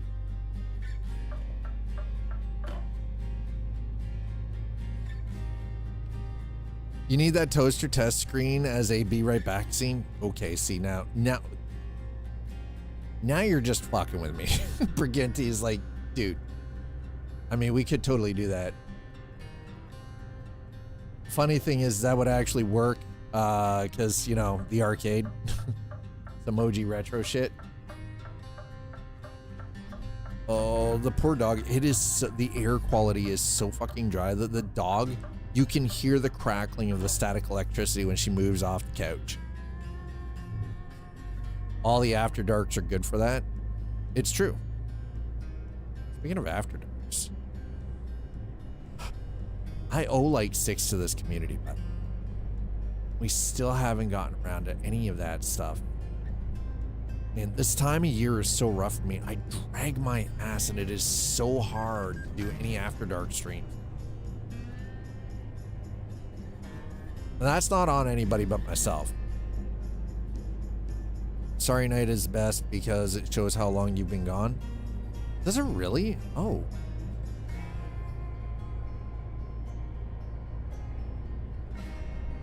Interesting. Comes in window by window. Okay.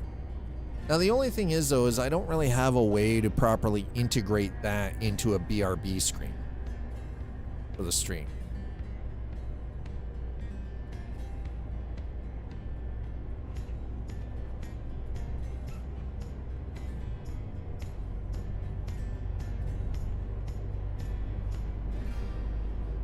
Some of these farms through here, what is this, Renaboo? Farms are massive. We're going back, we're going down the side road, by the way. We're taking it. You know why? I don't have to come back up here unless I need to.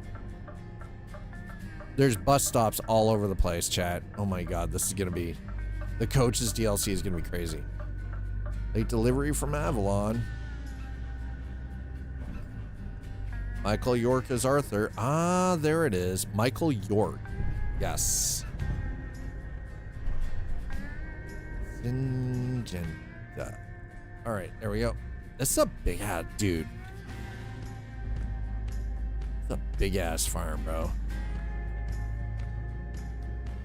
So if they're making these changes to the physics and collision system in 158, that means all of these physics mods are going to become fucking nullified.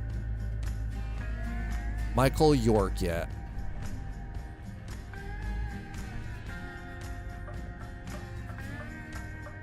It's a good conversation, though.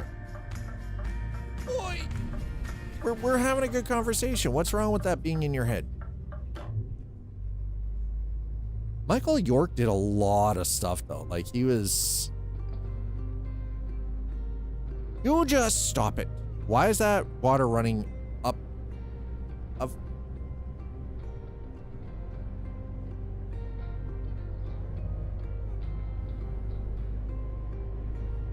You know what? That water was flowing completely the wrong way, and I don't understand how that functions, but whatever. Just whatever. Yeah, B5 ear, you gone got B5 earworm. I mean, there's worse things. There are worse things.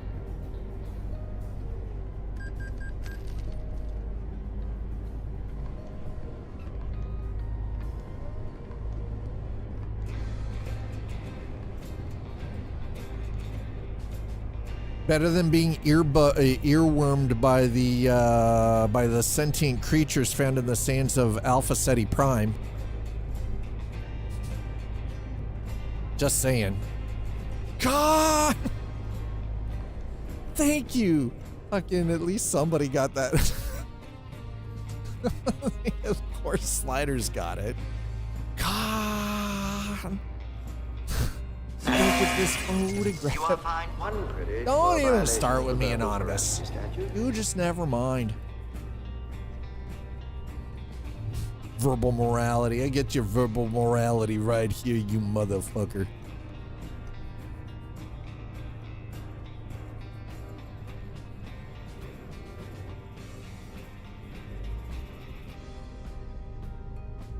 All right.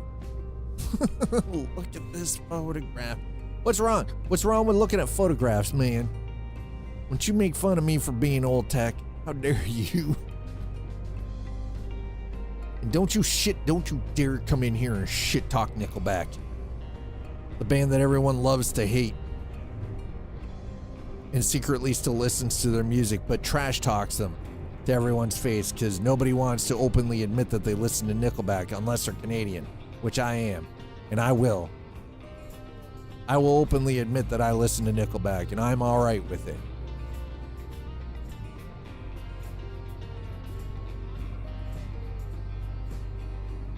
Well, we're gonna have to stop them. Garner some extra repairs. Oh, yes, they're Canadian. They're from Alberta. Yes, Nickelback is Canadian.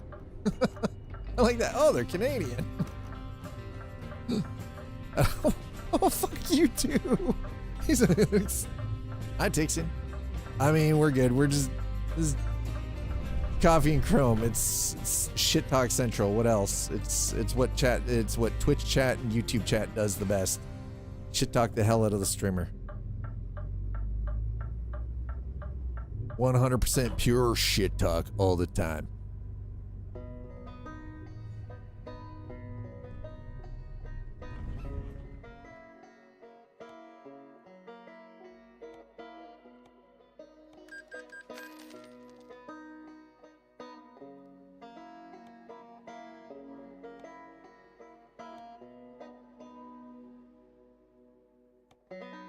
Holy crap. Okay, you know what? All right. Well, that sucked. Are you like related to them or something? What? What? Related to who? Nickelback? No, I am not related to Nickelback. Don't assume that just because I'm Canadian, I'm related to them. Come on now. This isn't the Ozarks. This isn't the Andalusians. All Canadians are cousins or whoa, whoa, whoa, whoa. Easy now. My grandparents were immigrants. On both sides. My mother is a British national. She's an immigrant. Like, my mother wasn't even born in Canada. I'm a first generation Canadian, actually. So I'm not related to anybody here other than my immediate family.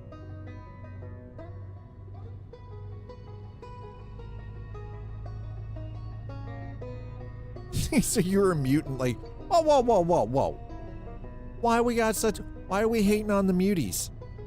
Why are we hating on muties?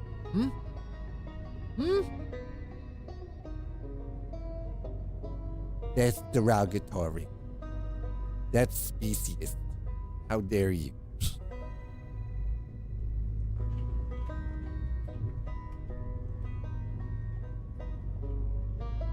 You know what?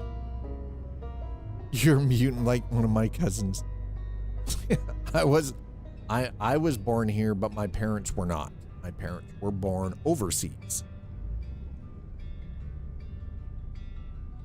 Between me, my brother, sister, and my three cousins, he has no gray hair. I don't see that as a problem. Maybe he's a vampire. Did you ever bother to ask? Maybe he's an actual fucking vampire. Maybe he's a robot sent from the future to destroy humanity, and therefore the hair doesn't gray because he doesn't actually age. He's frozen in time. My family has gray hair as a family trait. Okay, well,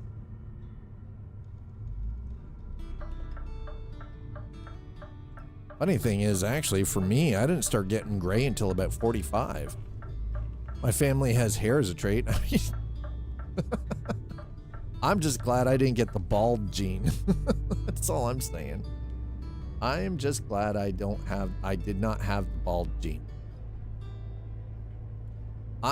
So one of my friends, from high school, by age 18, he had salt and pepper gray in his hair. By age 18. He didn't look like an 18-year-old. He looked like he was in his fucking 40s at 18. Quantum, it's going well. By 18.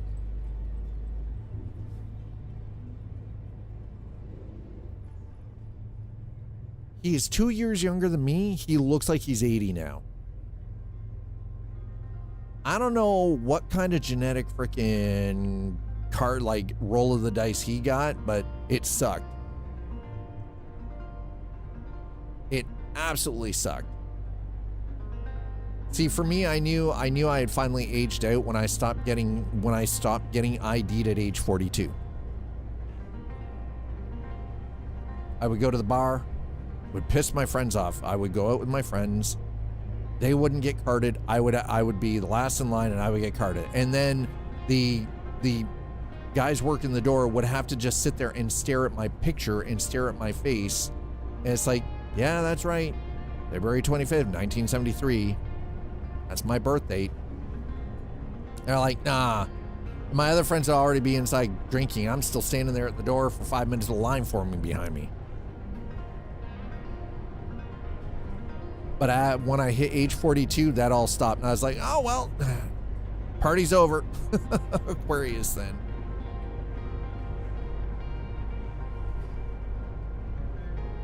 Party's over, man. Oh, February 25th, Pisces. You won't. I will, listen, I'm going to groan on your gowan all day long. Whoa. I got wounds. I got wounds in lonely places.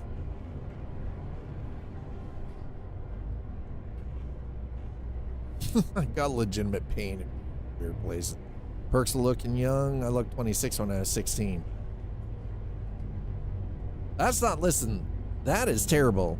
If you look 26 when you were age 16, you're aging too fast. Slow the fuck down.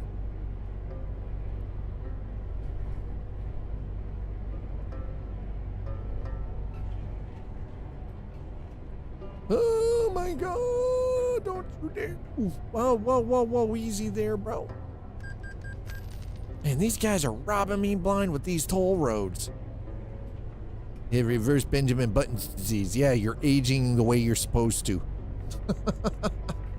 Is the only way it I got that reverse Benjamin Button's disease. You mean normal? It's called normal aging for the rest of us. Festivus for the rest of us. Booyah. Let's go.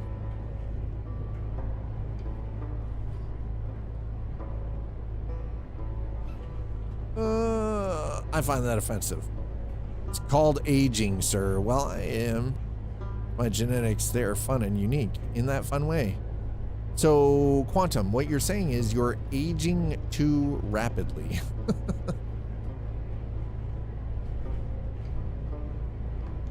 right, 77. We're good. There we go. Locked in. 77.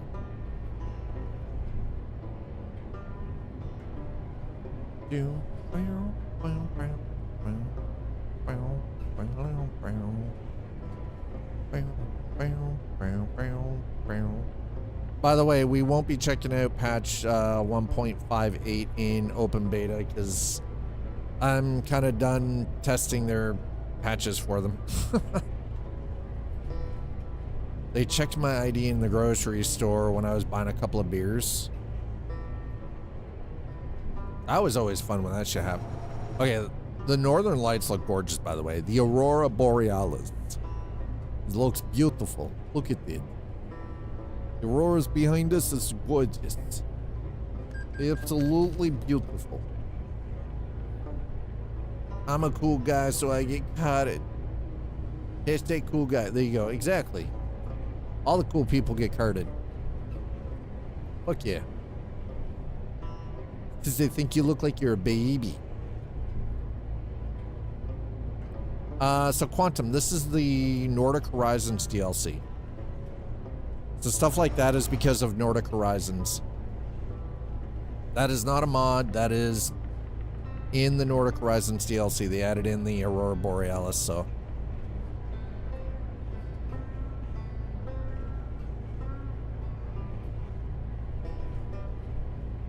I don't think I've ever been carded. Man, I'm pretty sure there were people who used to tell me I looked like I was a kid when I was 30. You know how off-putting that is? You know how hard that makes it when you're already married at that point too? Yeah, we're doing this. I don't know when I'm gonna be back up this way, so I'm just trying to 100% the map, okay? Judge me for it. Don't you dare judge me. Judge not, lest ye be judged. I've taken a lot of cards, which is crazy. I never had any training. Ching ching.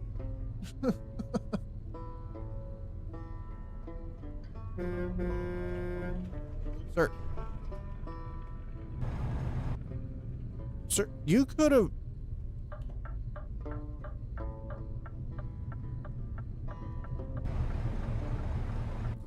Well, in order for Nordic Horizons to function, you have to have the Scandinavian DLC already, right?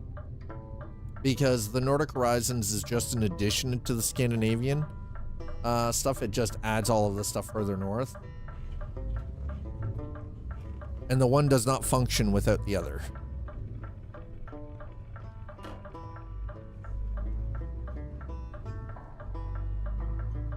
But yeah, it is actually quite nice.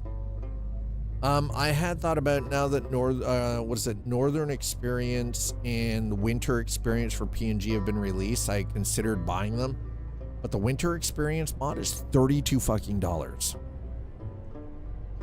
I was like, I don't need the snow and the slippery driving conditions that badly that I'm willing to pay $32.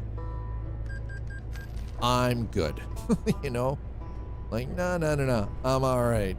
I'm good. Thanks.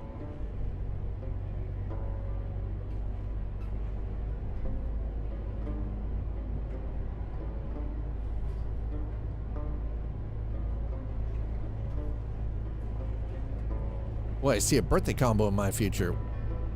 Oh, what? Do you not have the Scandinavian and Nordic Horizons DLC for Euro Truck?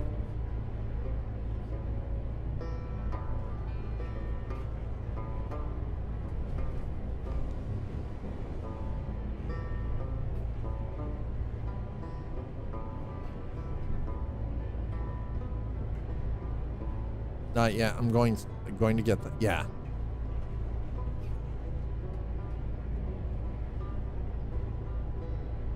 No, definitely worth having, honestly. Like, when it comes to DLCs, I tend to I make sure I get the map DLCs. I'm not worried about a lot of the other stuff. The other stuff is just, it's gravy. But in order to keep the map very continuous and being able to keep my mods up to date, it's just better to have all the map DLCs, and everything else is just like, whatever. Right? Like, I don't need, 30, 35 freaking paint jobs and, all of this other stuff. I don't need any of that stuff.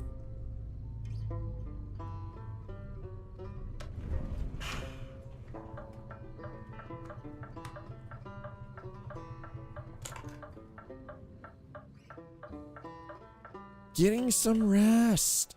Let's go. Early morning.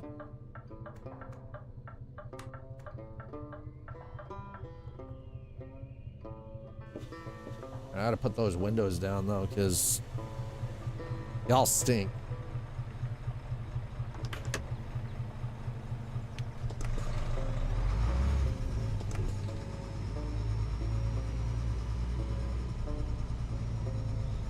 Well, I mean,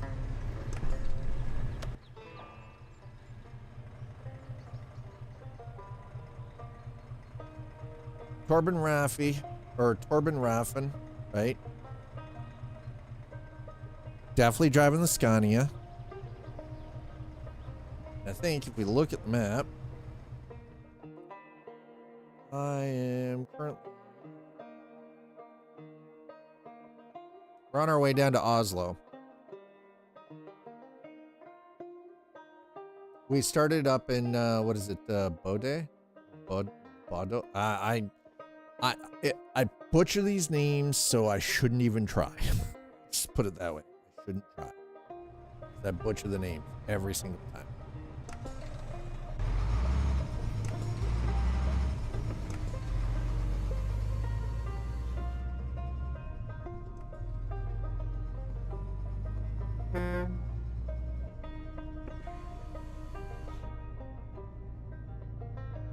All right, so back on the road.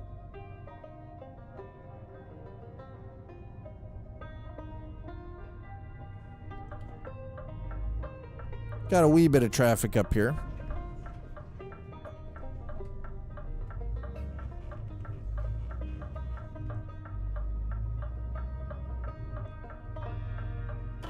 And pronounce every one of them.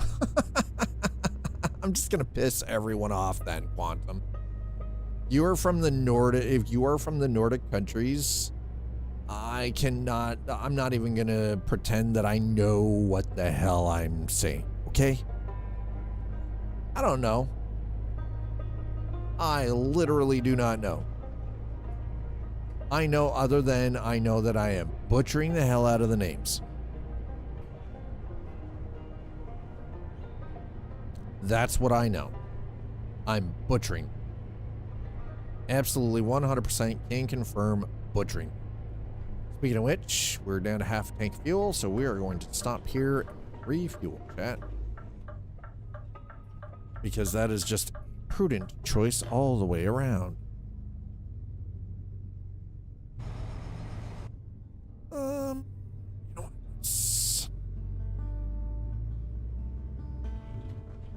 Let's do this.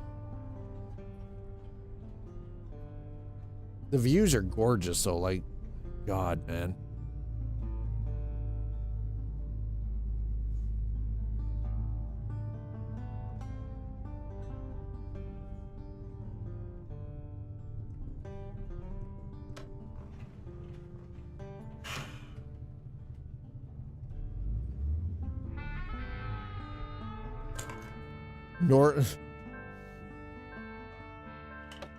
Oh, listen. It's not just Norway.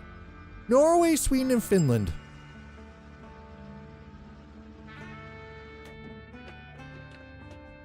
You all have some very unique convention for naming places.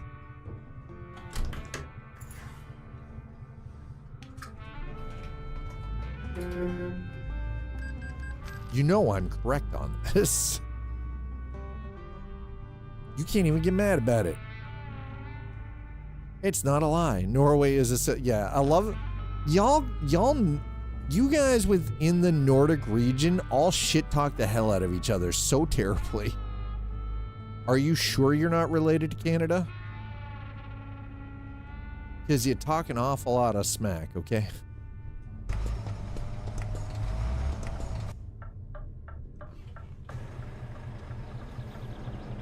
You talk smack about each other up that way like Canadians talk smack about each other's different provinces.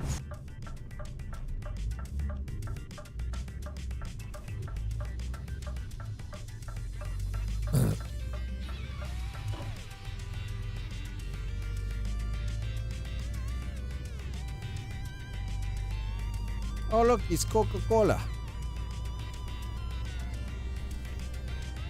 All right, so we're going to continue underway. We've still got 10 hours and 48 minutes of driving in game ahead of us here. We're doing pretty good, though. Oh, my God. Oh, see, like seriously, how pretty is this?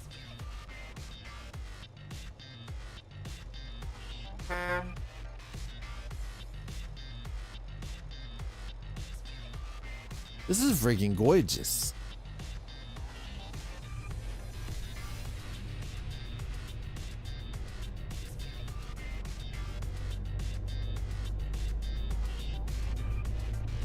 This is gorgeous.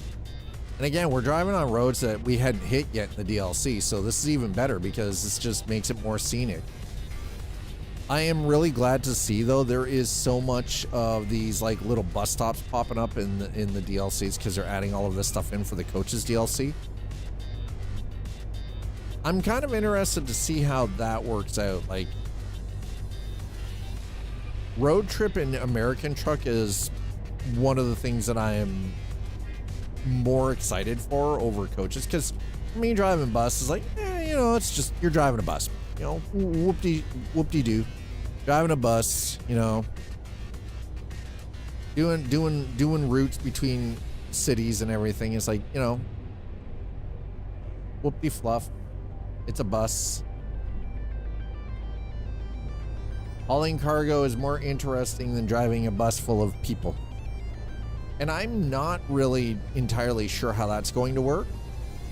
I'm keen to see, but I'm more interested in the,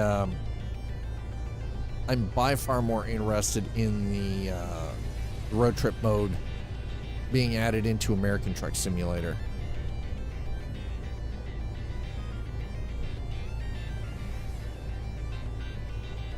The nice thing is this is actually going to give better overall use, I feel like, for like these third-party car and pickup truck mods that we have across both American Truck and Euro Truck.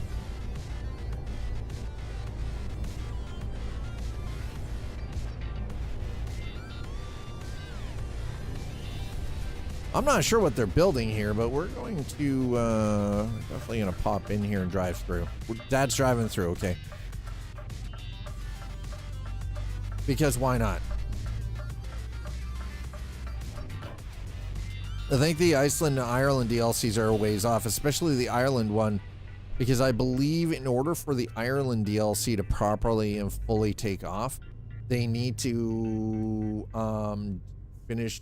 They've got to have the UK rework. So we might be a ways off from that one, but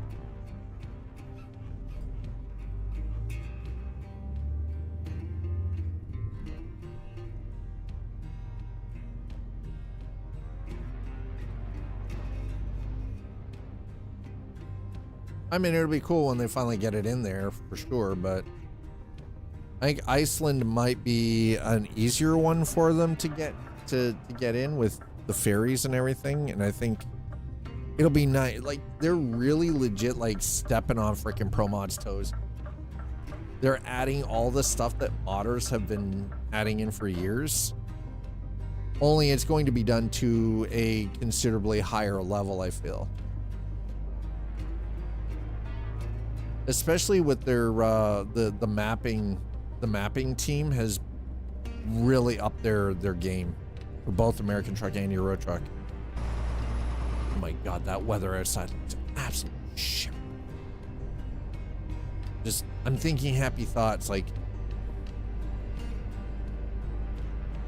I'm driving through the Nordic region in the autumn. It looks beautiful. Like all the fall colors and everything. It looks gorgeous up here.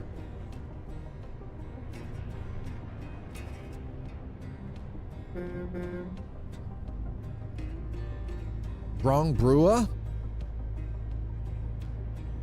Grong Bruha. Bruha. I know, I shouldn't make fun.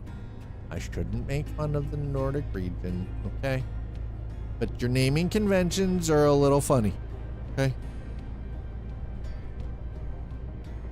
At least it's not like Castor's pussy or something, right? So, at least I hope not when it's translated into the English.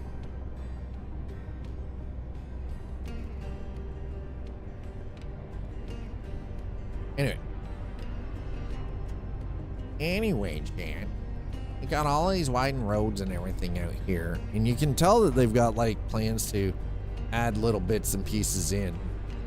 And I imagine that'll come with the Coaches DLC too. At least I would hope so.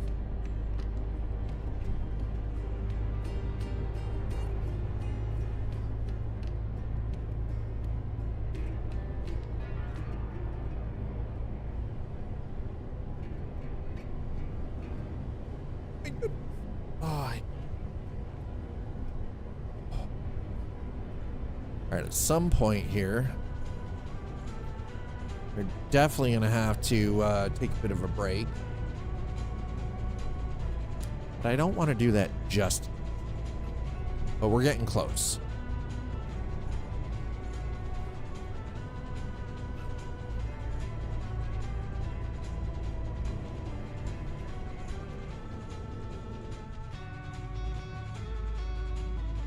Excuse me, sir?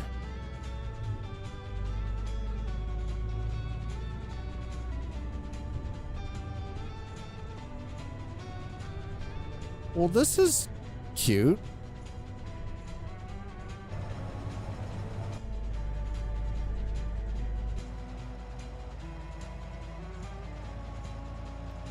So here's the thing.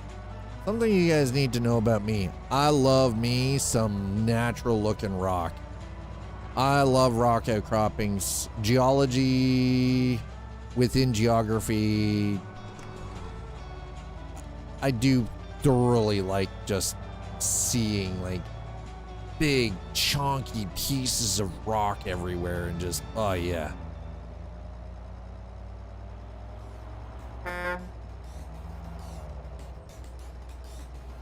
He's so good. And then all of the birch forests are beautiful. I love birch trees.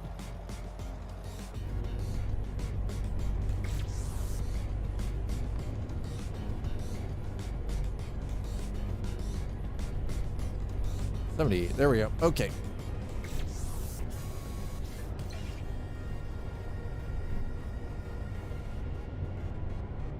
Ooh, somebody's gonna lose their job back there. At least when they release the games on console, I hope they manage to make convoy mode cross-platform. We'll have to see. Just remember, with regards to console probably won't have access to mods. Not unless SCS Software is going to create their own version of Mod Hub, which I can't really see them doing. So if you're trying to do cross-platform, you might be able to do it. They might have it set up for between Xbox and PlayStation, but with PC, you wouldn't be able to run mods. It would just have to be base game, right? Base game and base DLCs with no mods, right? So, because the problem is, if you're running Convoy, if you have mods, and you're running you're hosting the convoy, then, you know, anybody joining you has to have the mods as well.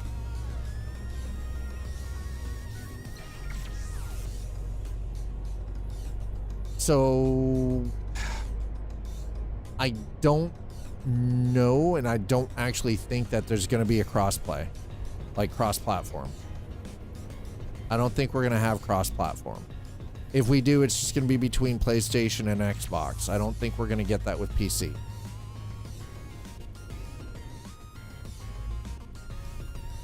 Because unfortunately, I don't think SCS Software wants to put in the time to create their own independent mod platform. Should travel Larvik in Norway and visit the birch. I fucking love me a birch forest. Oh my god. Like, again, like growing up where I grew up in Canada, like the rural community that I grew up in, we had a lot of poplar and a lot of birch trees. And the fall, the autumn season was beautiful.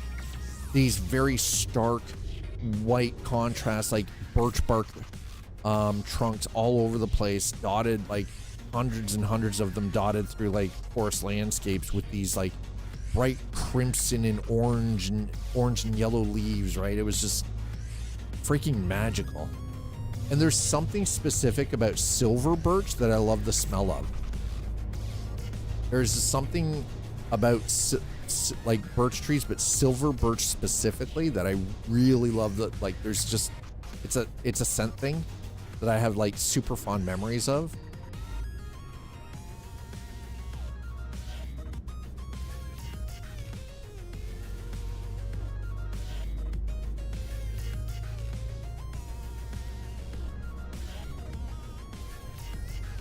God, this whole area is just beautiful, man. I seriously, this is, I feel like is probably one of the best DLCs that SCS Software has like released. 27 minutes. I have to go back to work for another couple of hours. Oh, Jesus, I did not mean to hit that. Didn't happen. We didn't hit anything. Which one? What do you mean, which one?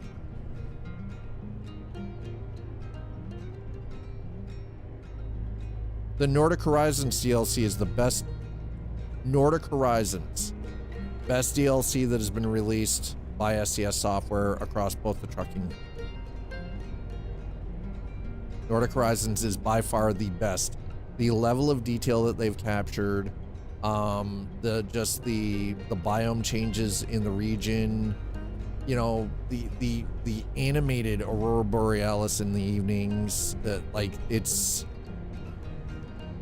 But it was the attention to detail that's really captured everything.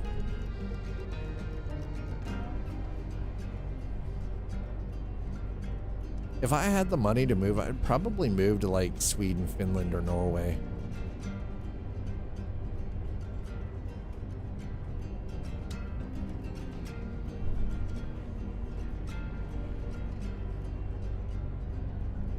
Even though I dislike the cold in the winter, it's still a beautiful part of the world to live in.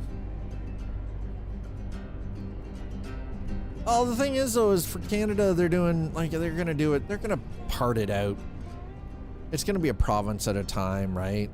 We're getting we already know we're getting British Columbia first. But no, and that's the thing, Quantum, it is Canada. Yeah.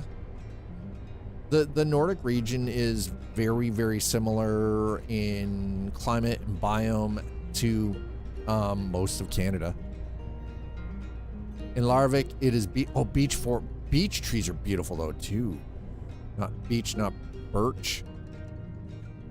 Yeah, beech trees are gorgeous too. We have an abundance of beech trees here too. You can go south from the Nordics if it bothers you. Yeah, I mean, I can go south from where I am in Canada if the cold bothers me. I don't want to go south from Canada, out of Canada, because the cold bothers me though. I don't trust my southern neighbors right now. Well, okay, without a visa. There is the clear distinction right there. No offense, USA, but I don't trust I don't trust a lot of the I don't trust a lot of what's going on down south from where I am right now, okay?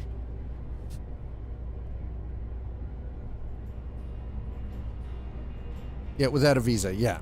Yeah.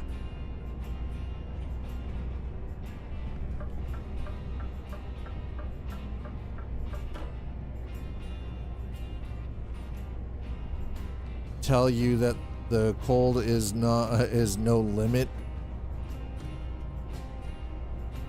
Couldn't cross the border to occupy Tim Hortons, let alone another country. Whoa! We couldn't cross the border to occupy Tim Hortons.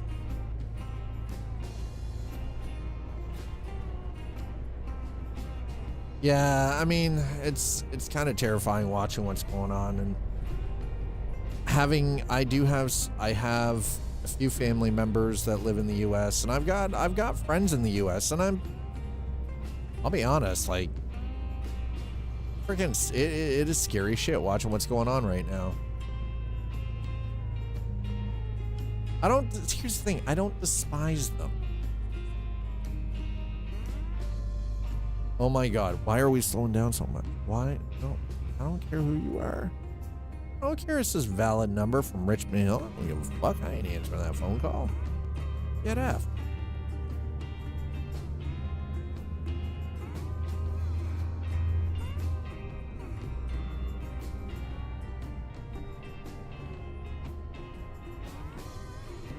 Those of us in the US are just eating popcorn while watching the news like a bad... Yeah.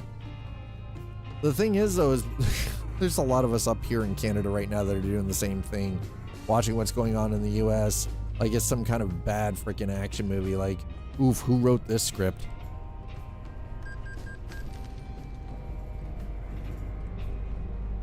I hope that everything can, you know, finally like get to a calm and peaceful resolution, and that things start getting sorted out.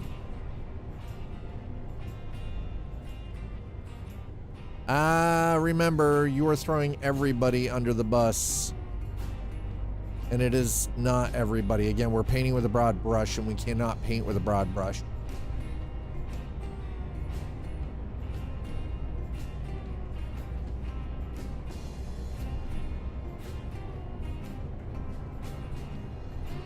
Just no, I know. And that's the unfortunate thing is right now, the way things are going is, even if anybody wanted to do something, they can't. They literally can't.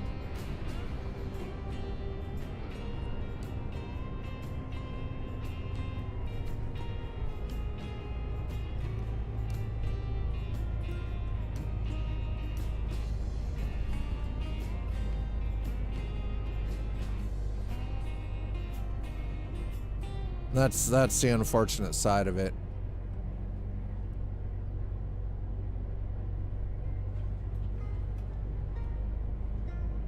And again, I think that comes down to a lack of international diplomacy on a lot of sides too. But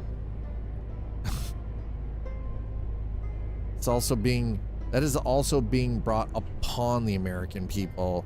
And in a lot of cases, not by choice.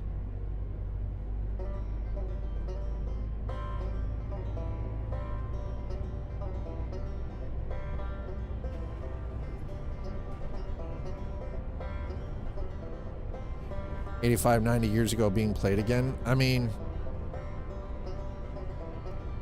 similar, there were parallels there. There are parallels, unfortunately.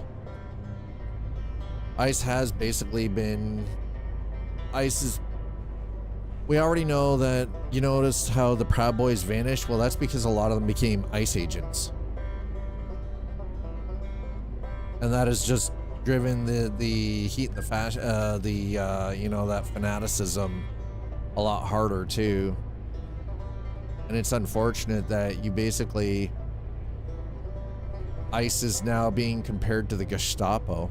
From World War II, from World War II Germany, right? Like, or pre-World War II Germany. I'm glad I live in a place completely detached from the mainland US. We might still have some BS here, but not, yeah, no tech, right? Because you're out in the Hawaiian Islands there, so you're kind of detached from mainland, right?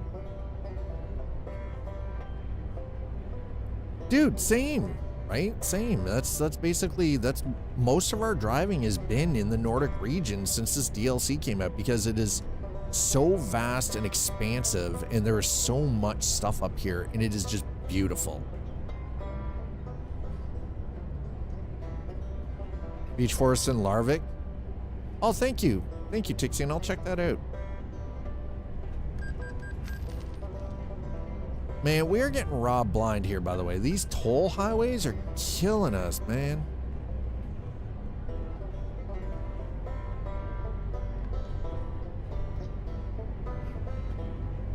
These tolls, the tolls are taking a toll.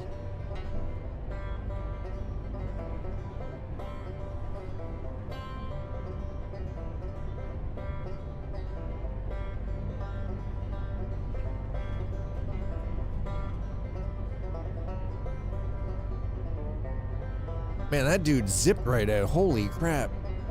Bruh.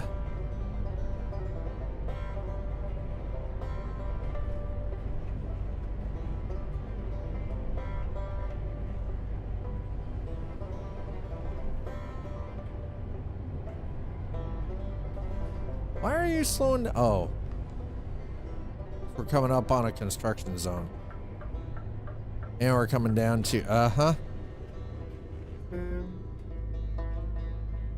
To be honest, that guy hit that guy hit VTech, no doubt.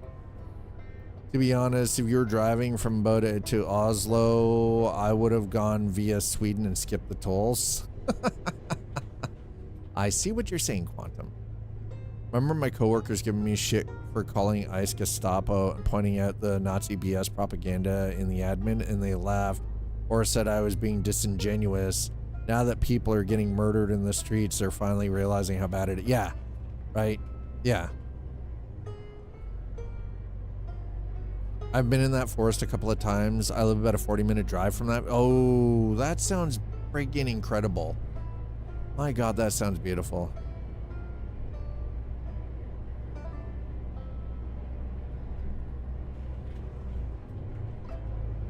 So I live one of the forests. We have a preserved what they refer to as a Carolina class forest here, so it's protected.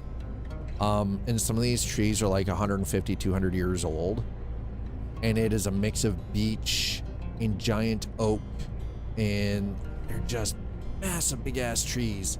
And this place is so beautiful. Like, you've got like traditional black walnut, and some of these trees are fucking massive.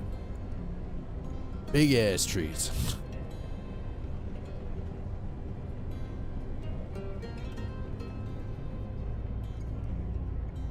Well, the thing is, again, like, it was about who was voted in, right?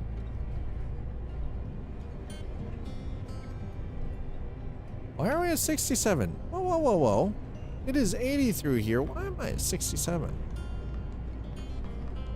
I remember resetting my freaking speedo here. It was at 78, bro.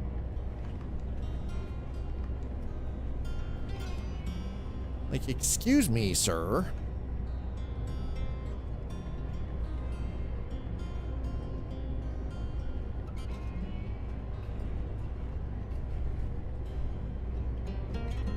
And they claimed to be a socialist party, which they were not.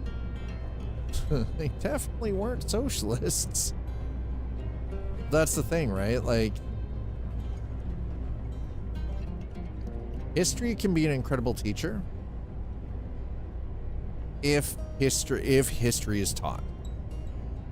And I think that's the issue, right? History is not taught the way it used to be. Like, even 20, 30 years ago, what was taught in history classes is not what is taught anymore. That stuff is not taught. People don't learn about World War II. People don't learn about Vietnam or Korea. People don't learn about World War I or the American Civil War. They don't learn about the War of 1812. Like, this shit isn't taught anymore. And when you don't teach that stuff, exactly, you're just doomed to repeat the same mistakes because nobody is taught the lessons of the past. The issue, and unfortunately, you are right on that. But the downside is that like history in of itself can be very dry and can be very boring, unfortunately. And it is hard to jazz it up. It's not a freaking action, right? Like, as much as I think teachers wish they could do that, truth be told, it is very difficult to do that because it's not a video game. It's not like, you can't really dramatize history, right?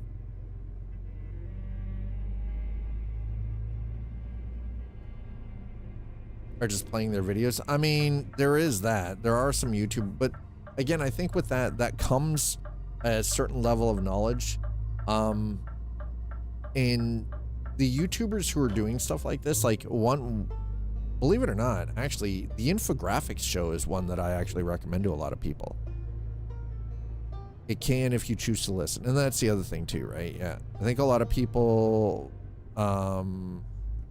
hear about it, but admitting that you got duped is rough. Well, yeah, yeah, admitting you got duped can be very rough. Absolutely. Okay, we're gonna sorry not sorry. As we turn around here for a second. There is a purpose to all of this. We got to go up to the next roundabout. Come back, turn around and come back. Three of those we chose rather than the truth from others. And it's just it gets pretty crazy.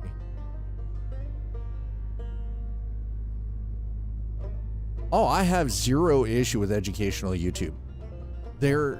If you are willing to put in the time, you can find good, wholesome, accurate edutainment on like educational YouTube. Absolutely.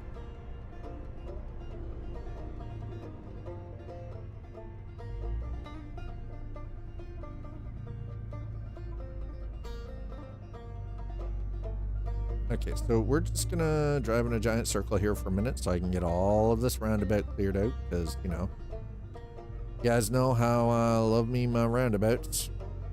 Pull up here. Yep, okay, that gets that little gray bit. And then we're just gonna whip through here, and we're gonna pull a U-turn in the parking lot. Oh my god, I feel like I was drifting there for a second. How about them apples?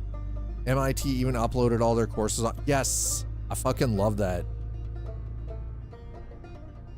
That was the one thing I started doing. Some of those MIT. Stanford did that with a couple of their courses too. Stanford and MIT both did that with MIT, but Stanford did that with some of their courses too. How about them apples? I prefer strawberries myself, but apples are good as well. Exactly. An apple a day keeps more than the doctor away, depending on how hard you throw them. You guys are no fun.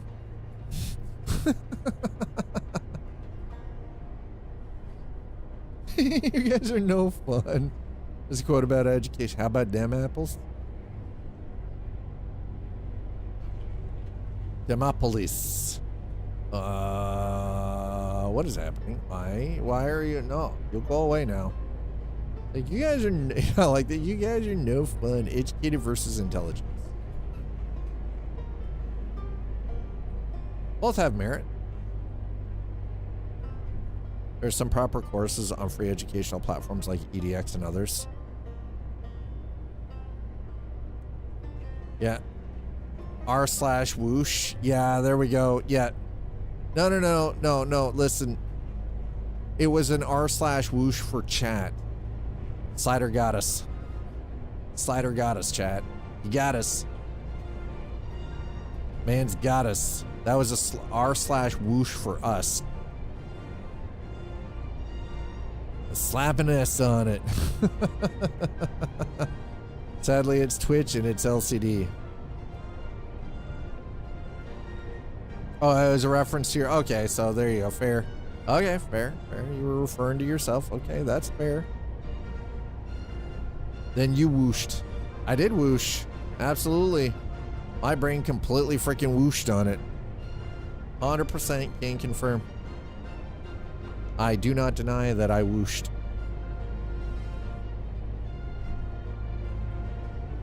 Point to slider. Two slider comes in for match point.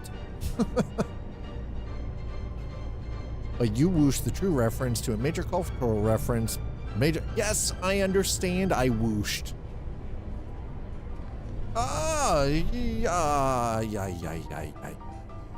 Yeah. And match. Yeah, that's game, set, and match, pretty much.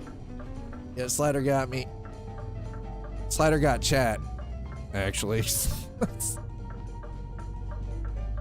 Koosh ball whoosh. Oh.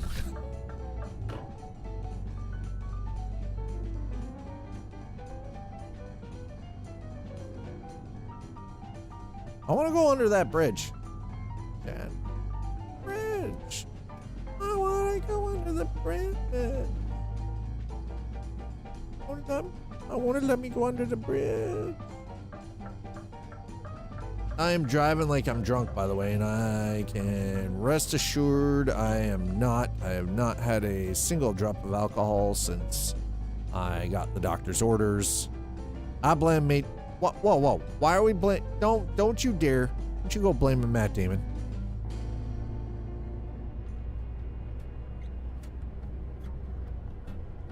No, I don't care how expensive the posts are. They're just a chunk of wood. Go cut down a tree, carve it up, and just slap it back in. Spray it with a little bit of paint. You're fine. I blame Matt Damon. Matt Damon gets blamed for a lot.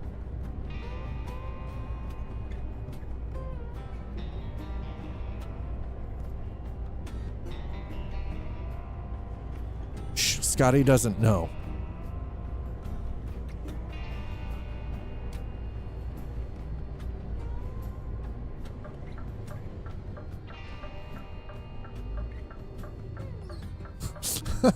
He shouldn't have written that line. That's on him.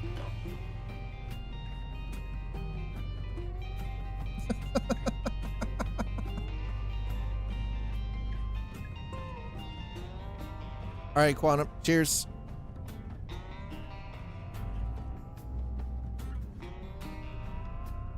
Dark times initiated. All right, Quantum.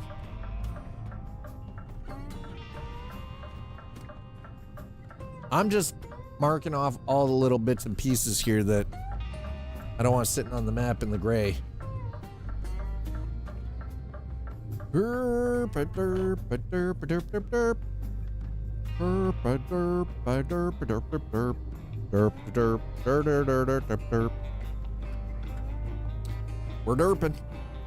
We're herping and we're derping.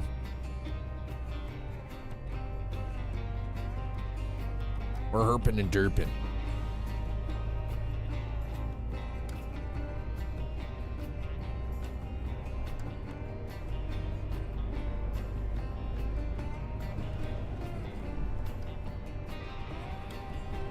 Oh, this looks like it would suck in the snow. Ugh.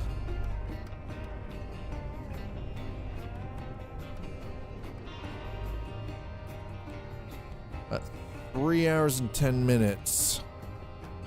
God, these pathways are gorgeous.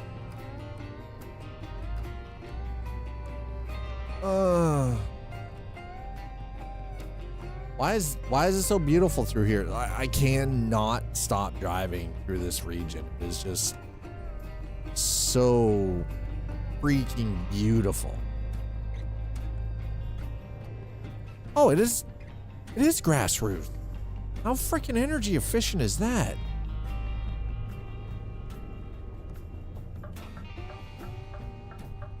Tron Truck Simulator. Easy to proc gen. No. It would just be a light train. It'd be, or what they refer to as a solar solar glider. Yeah, easy to proc gen. Yeah, no doubt. The grid. What about last mile delivery? I don't think the grid has to worry about last mile delivery. The tanks were clearly patrolling streets. They were. That's true. The tanks were clearly patrolling streets. I mean,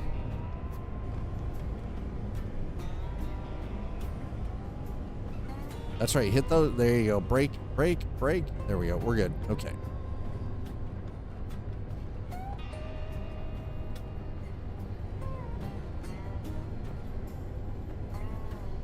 Even in Tron Legacy, it showed vehicles and tanks patrolling the streets after Sam gets scooped up.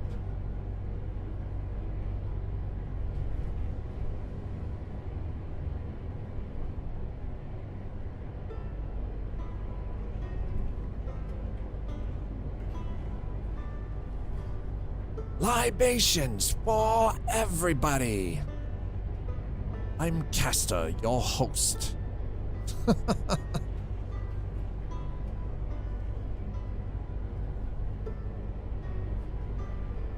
And then Tron Ares, so I finally got to watch Ares. Also, yeah, useless programs get pruned. Also, we have a bar.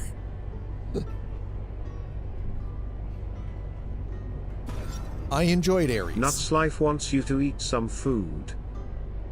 I don't have food, sir. This game doesn't have an eating mechanic, sir. I can't do that, sir.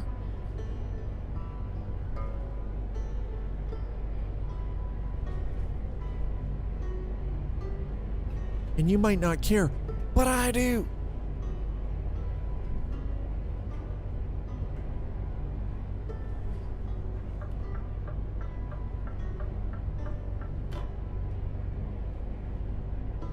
So many tolls, so many tolls. Mark Dammon. The Mark Dam. About an hour drive from where I live.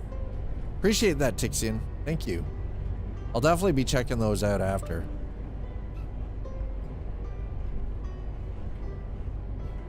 Like, okay, can I build a... I just want to build a little tiny house over on that island. It's down the river. Little tiny house, man. Hey, damn pictures did you take? I just want to build a little tiny home. Like, just here, right here. Like, look at all this area. I could just build a tiny home right here. No problem. Easy peasy. Built a tiny home for Eliza and I.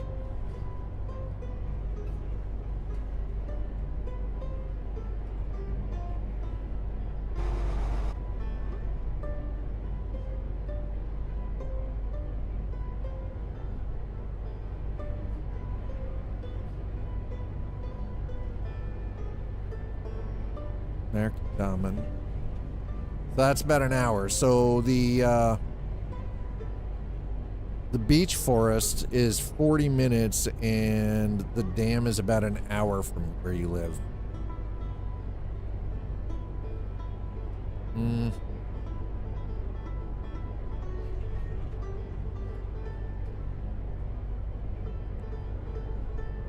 I thought about stomping on the brake, but I'm like, you know what? We're just gonna keep going. We're just gonna continue.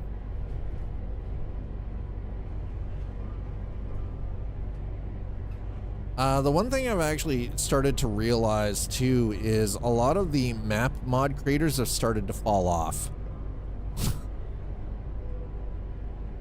Like even the standalone, like large scale, like 1/5 scale or half scale maps are starting to, like, yeah, they're starting to fall off. I'm starting to see less and less of the 1-to-1 scale region maps, and all of this stuff is just not getting picked up or updated.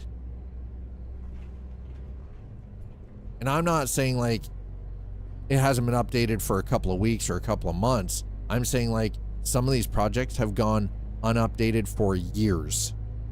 Like we're coming on like one to 2 years for a lot of these things. See, look at this. I can just build tiny homes. 2 or 3 tiny homes right there. Just have myself a little colony. Just boom.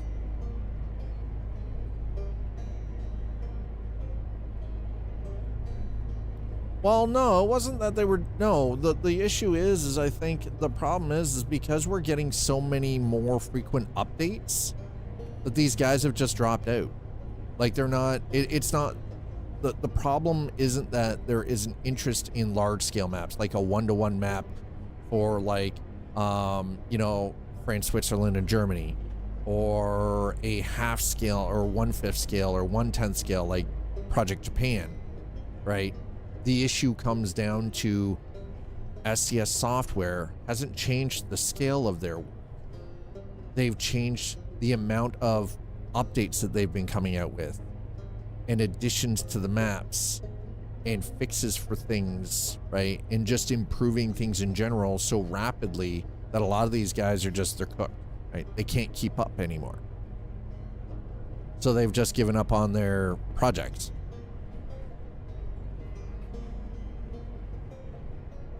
So no, it's not to the point that that SCS software has done research and thinking on the scale. What it is just because of the very frequent updates, and they're getting more and more, you know, in depth with changes and everything that mod creators can't keep up anymore. Especially the guys who created the maps.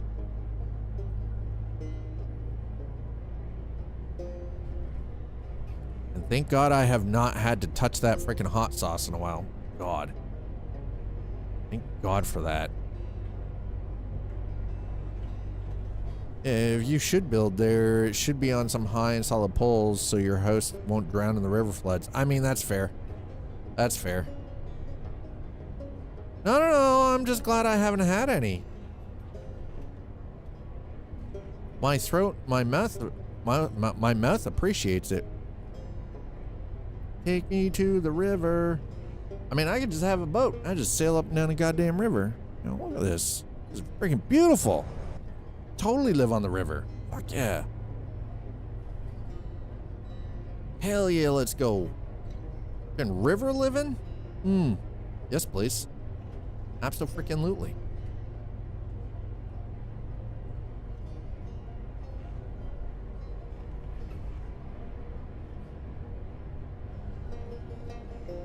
All classy people live in vans by the river. It's just science. Well, then I need to be able to buy a van so I can be classy and bougie and live by the river. Okay? Just so I can be part of the scientific fact.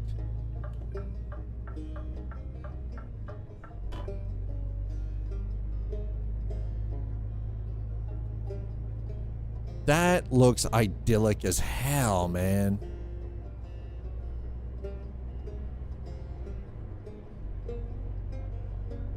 That's just a whole lot of nothing over there. That's more terrifying. I'm just going to keep looking at the idyllic side of things.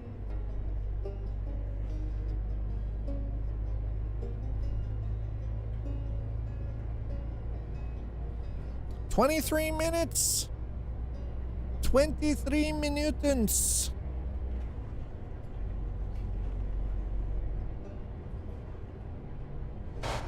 Why is it so effing cold down here on the floor all of a sudden? What the frack?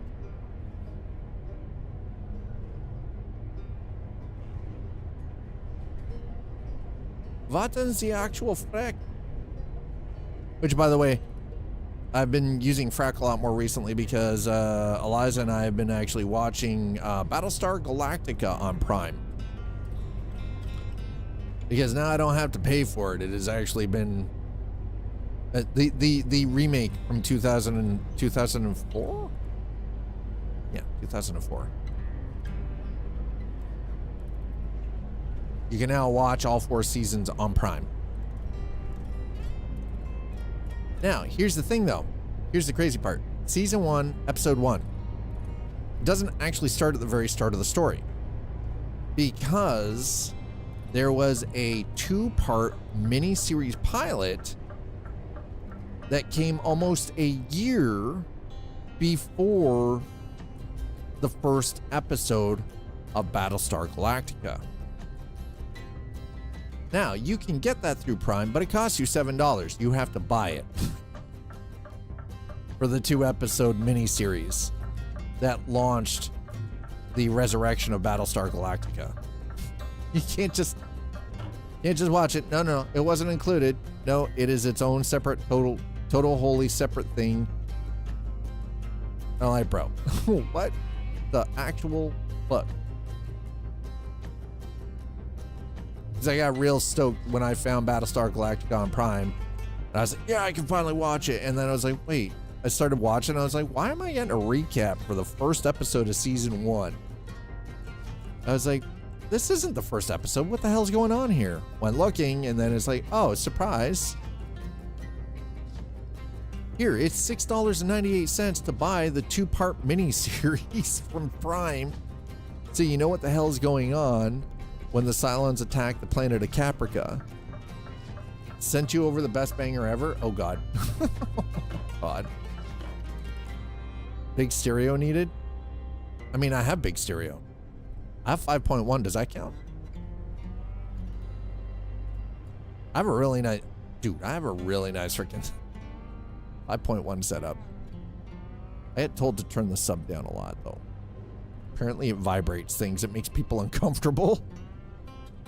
And it came with the freaking condo when she bought it.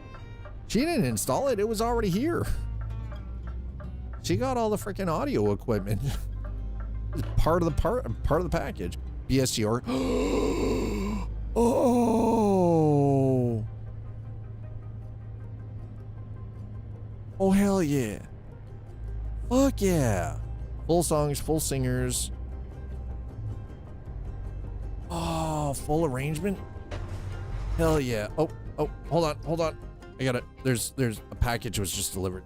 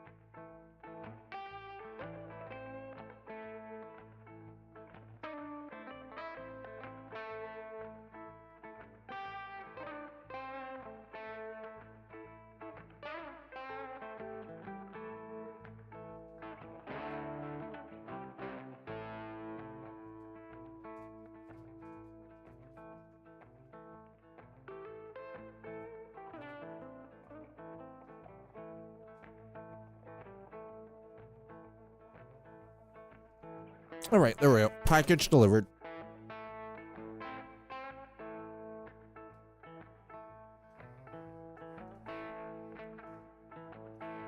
Peak nostalgia. It hurts. Oh my God.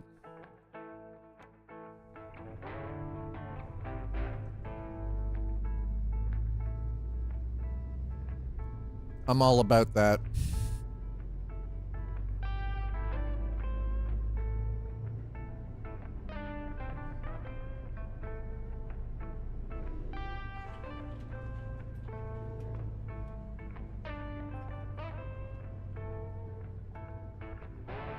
Reminds me of how old we gotten. Used to stay home Fridays. Yes. Yes. Right? Stargate SG-1, Stargate Atlantis, Battlestar Galactica. What are you doing Friday nights? Like, all my friends would be going out. I'm sitting at home with pizza and a couple of beers, watching freaking Battlestar and all of that. Yeah, so say we all. Or to be like, well, I'm not going out until about 11 o'clock, so y'all mother truckers are welcome to come over and watch, or you can just go and do whatever the hell, and then I'll just find something else to do for the night.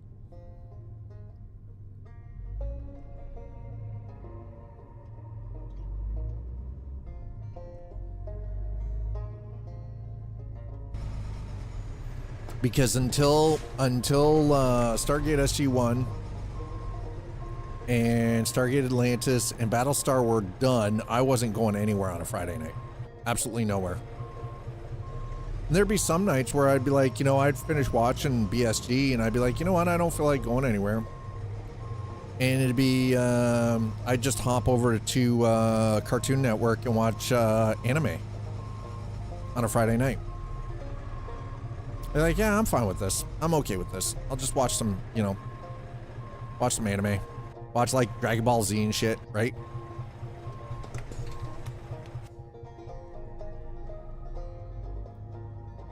Be like, you know, I've got beers in the fridge. I've got pizza. I'm good, right? I don't have to go anywhere. I don't have to do shit. I don't have to deal with people and dumb stuff.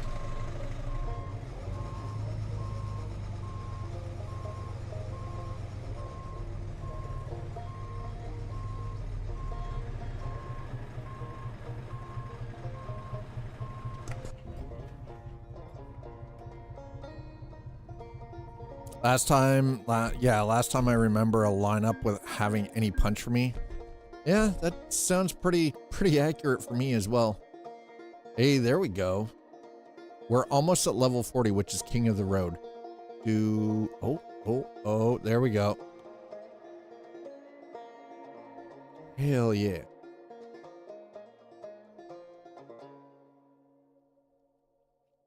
So we're currently in Norway.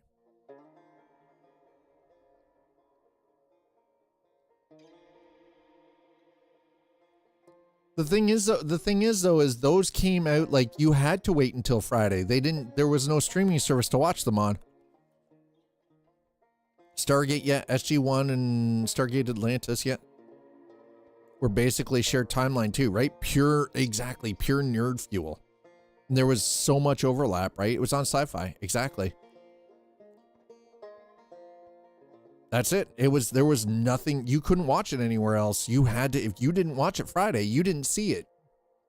There was none of this stuff where you had streaming services or anything. What we're talking about is a time when you watched it on television, and if you didn't see it, you're fucked. You had TiVo or you had a coax recorder card on your PC. Yeah. Of which I had neither.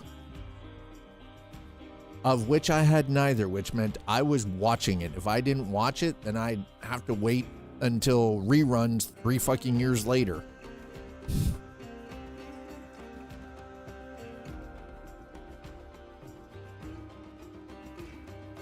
Exactly. 2005, yeah, number 1 was smaller than you'd expect in 05. Yeah, it really was.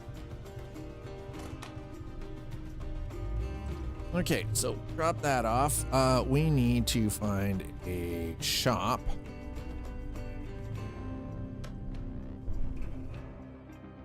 So we're in Oslo. Yeah, actually we're in Hammer.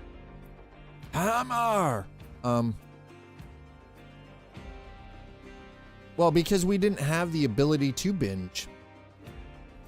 That was the key takeaway, right? We couldn't binge back then.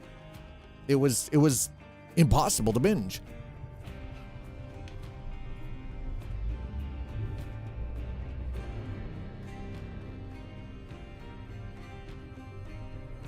Honestly, I didn't mind that though. I didn't mind having to wait a week for a new episode. I didn't mind, you know, when my favorite programs were, you know, a season was 24 episodes, 22 to 24 episodes, not 8. And you weren't getting 3 seasons in a year. It was like a season was your year, right? You had 22 to 24 episodes for a season, right?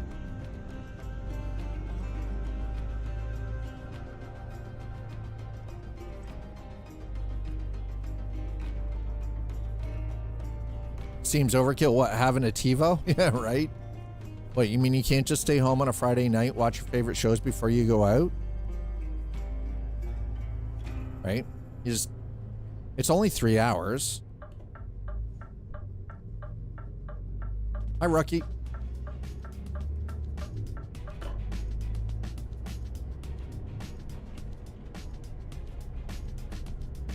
It was a different mentality though too, right? Like, we didn't require the constant dopamine drip and that constant feed where we had to be like, everything had to be satiated immediately, where you had to be able to sit there and binge watch an entire season in a day, right?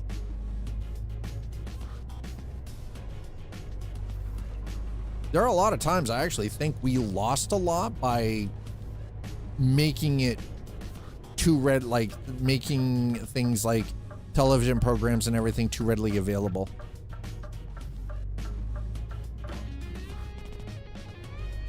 Just feeding into the constant dopamine drip, just like social platforms do, right? That's exactly what's happened with streaming services.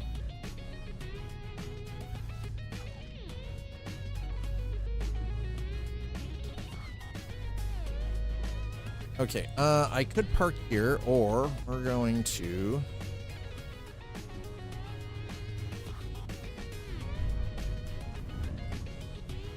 Hold on.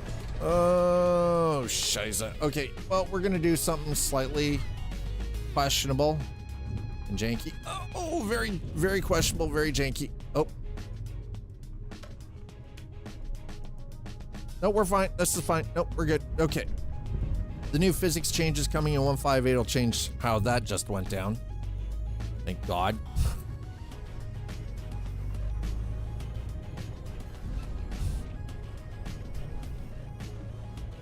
After the first 5 years of relentless marketing strategies, TiVo had just 700,000 subscribers. Yeah. Yep. Rookie numbers. Fucking rookie numbers.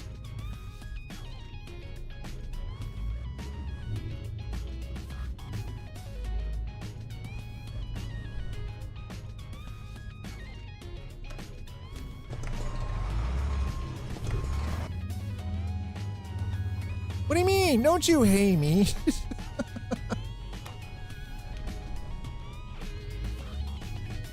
Hey.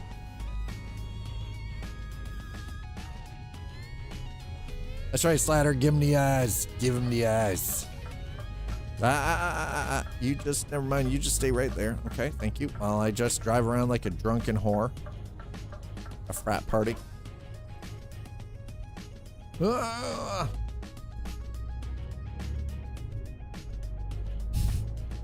Just to get everything off the map, because I don't care. If I happen to murder a family in the process, I mean, they got my way, it's their fault. 100% their fault. It's not mine. It's not that we're driving around a giant IKEA warehouse, okay? Has nothing to do with the fact that we just drove around a massive IKEA warehouse. You know, I feel like that would be probably... If we were going to get one single industry that they could license in Euro Truck Simulator to IKEA. Parkun.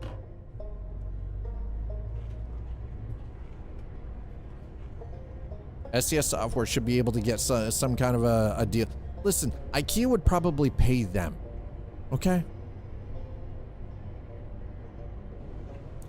IKEA would probably pay them.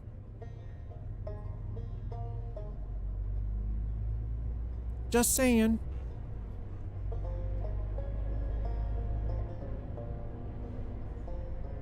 Would shit talk it on stream? Why? Because IKEA paid them?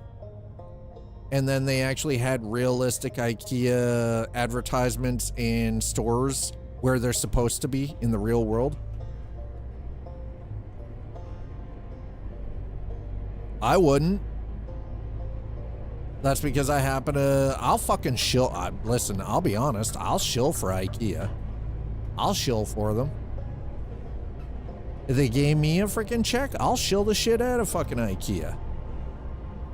Abso-freaking-lutely. 100%.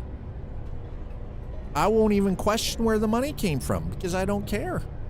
Does it pay my bills? Yep, I'll shut up. I happen to rather enjoy IKEA stuff, so. Shit talking. Hadouken. Shoryuken. It's a flat pack.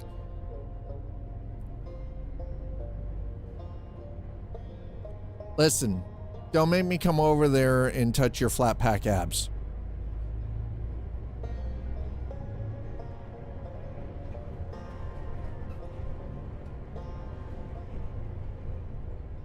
I got real worried there for a minute. I thought Nuts Life was actually going to hit me with the freaking hot sauce. Because he was threatening me. Nuts Life was threatening me. I'm glad he didn't.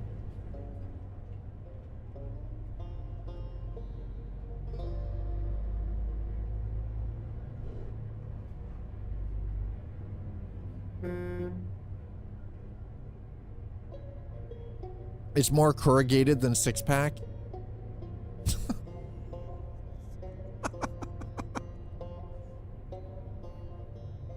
These are acceptable dad jokes. I appreciate this and I accept this.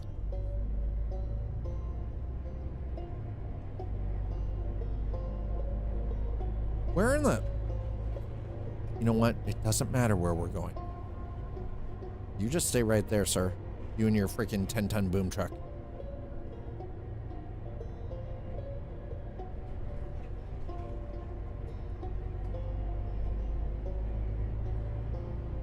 So we're currently deadheading here so that I can go and find a shop to get work done on the truck.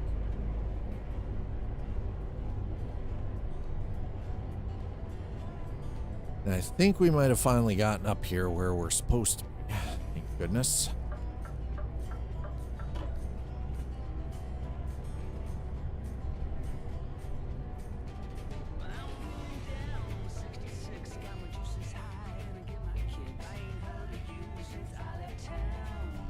That is an awful lot of Rockstar energy drink right there. My God, that looks kind of gross. Is it weird that seeing something like that actually kind of, I physically feel nauseated?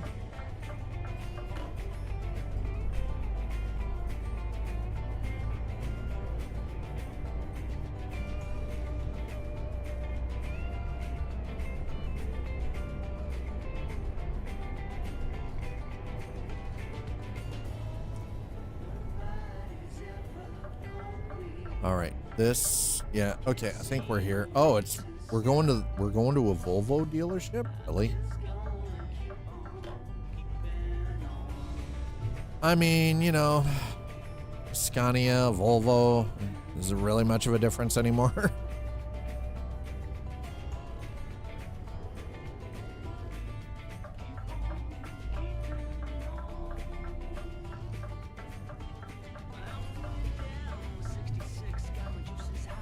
Ooh-wee.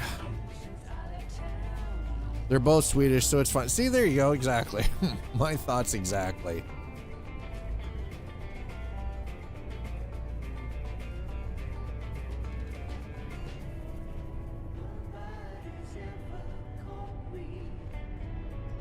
We're in Lillehammer. Wait, what? Scania and... Wait, what? Do you know of a fuel tank mod that works? Because the 600-liter tank on my FH6 is a joke. I do not. Because I don't use any of those mods, so.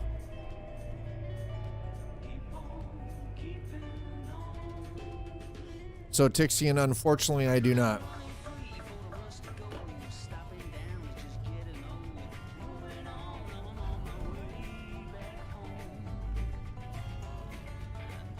You know what? Curb is just a suggestion, right? Whoop.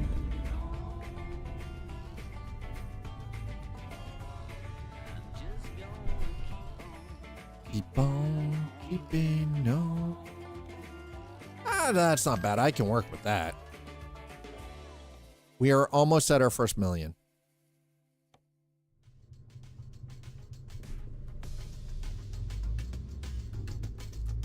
Okay, so now that we've done that, we should be able to pull out here somewhere. Pretty much anywhere, I think. That works.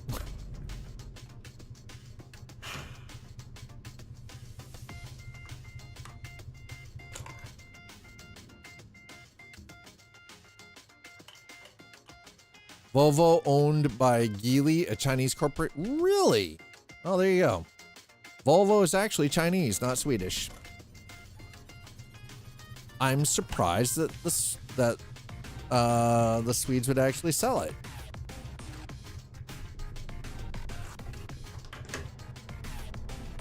Must have been offered a metric buttload of money.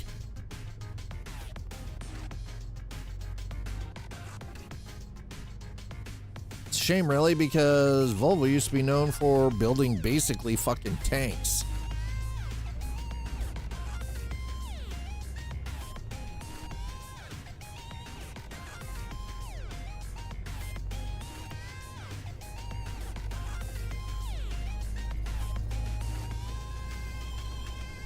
I'm kind of surprised that that was actually allowed to go through.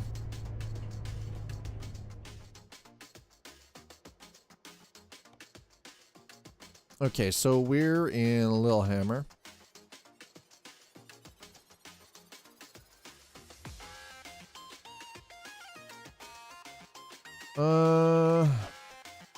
Karlstad?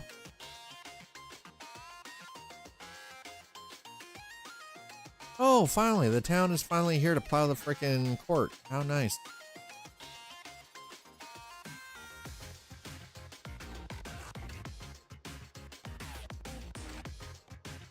We're not gonna go to Valmira, no. Or no. No. Definitely not. Hell no.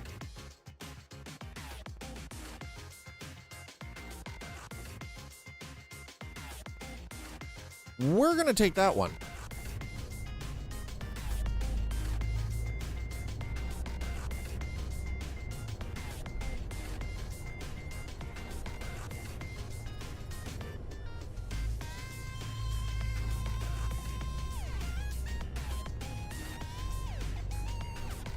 Hasbro's being sued by its own shareholders for printing so many damn Magic cards, destroying the long-term value of the brand.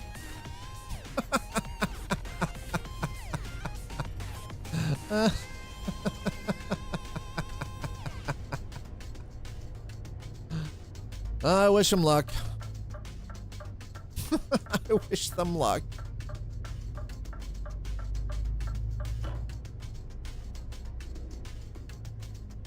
Like, what else are they supposed to do but print cards? Exactly. I fucking wish them luck.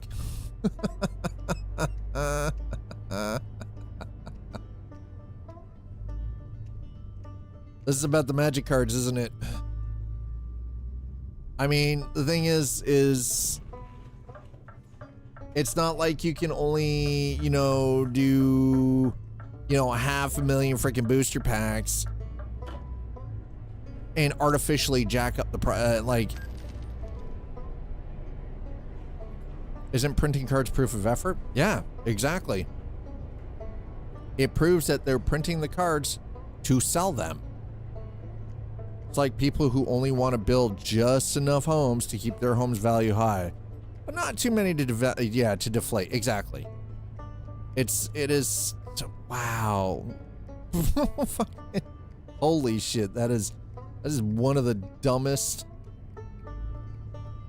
Hasbro was doing exactly what they're doing as a toy company. That's the thing. They're a toy company. They do toys and games like board games and card games and stuff like that. Just so happens that they own Wizards of the West Coast, right? Which is Magic the Gathering. And they were doing exactly as they need to. Print the fucking cards so they sell.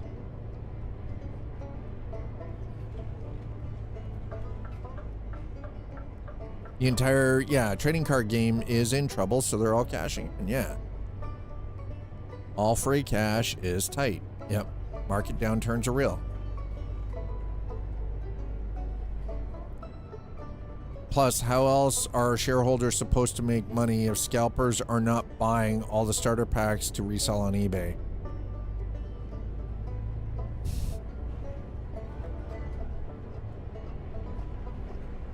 This is why I always say, if you are investing, you're gambling.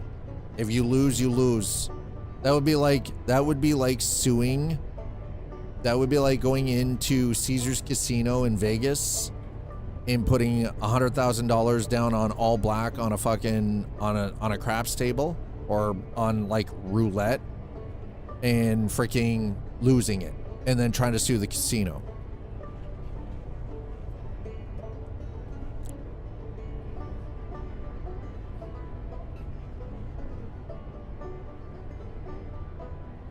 I don't see that one going very far, honestly. I'm just gonna, I just, oh man. What the hell? Just like, oh, my brain. Problem is, everybody wants to be a millionaire, but they want to do it without any risk. They don't want to take the risks. They don't want to lose. And that's just like, listen, losses are going to happen. And sometimes you gambled wrong.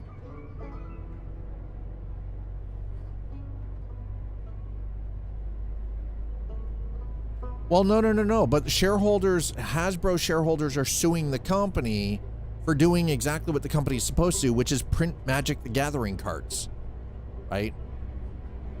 But they're suing because they're saying that the value of the cards has gone down because Hasbro has been doing their job by printing the fucking cards.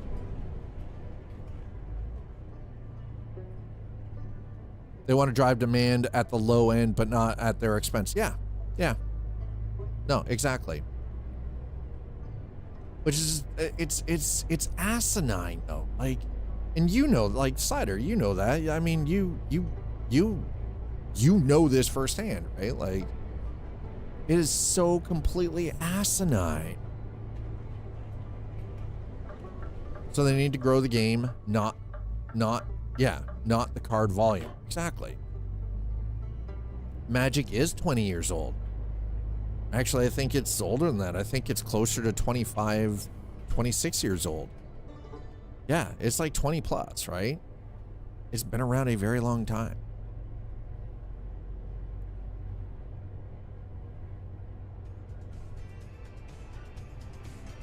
Yeah.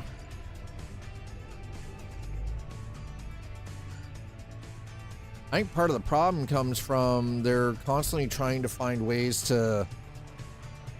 They've paid a remarkable amount of money for like these weird licenses for it as well.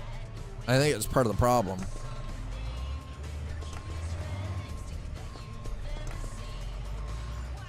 I missed the spot, by the way. I was like, where are we? I missed it.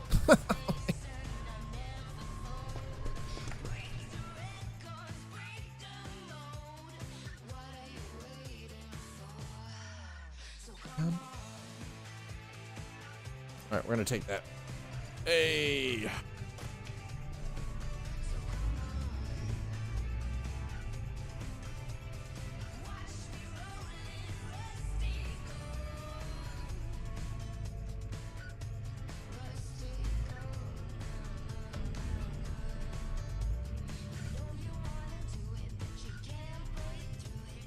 From what I could find out, Volvo Cars is owned by Geely, a Chinese company, but Volvo Trucks is still a Swedish company.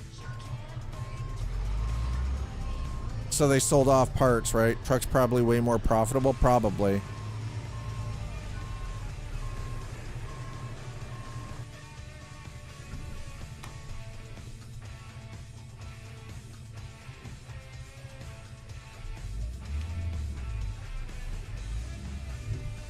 As industrial stuff generally is, yeah.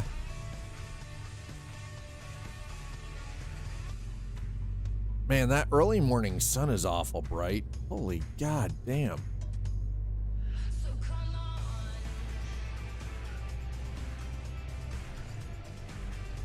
Their financing department alone must be worth about $1 billion. Probably.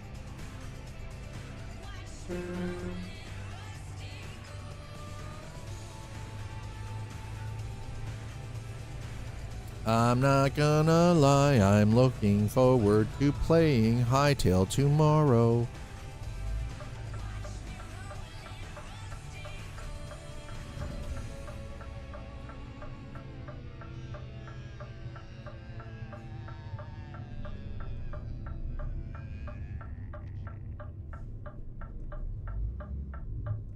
Okay, there we go. Out.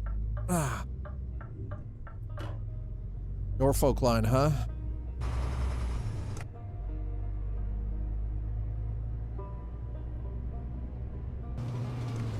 Well, that's the, oh my god.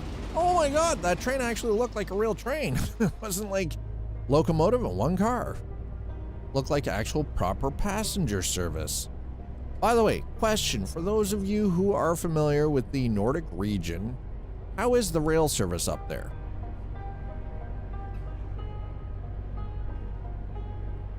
Volvo truck money is huge in North America.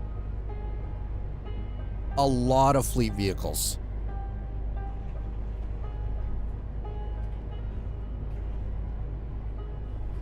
It almost feels like anytime I'm out on the highway that every other fucking transport truck going by is a Volvo.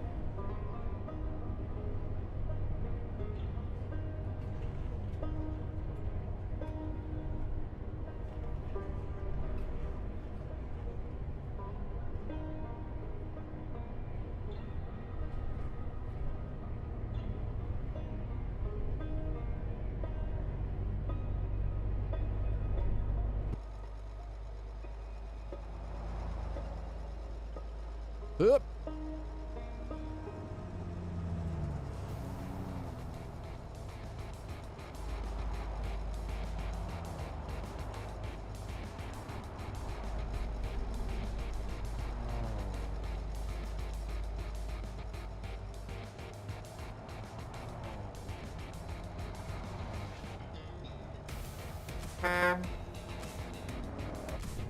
These European engines are so freaking quiet by comparison. Compared to North American engines, I'm actually quite alright with it. Doesn't even bother me. I know some people are just like, it's a big truck, it should go brrr. Truck go brrr. Just because it's transport doesn't mean it has to be a noisy piece of shit. Euro spec, man. There's a nice Jag in front of us, though. Be awful if something happened to that Jag in front of us.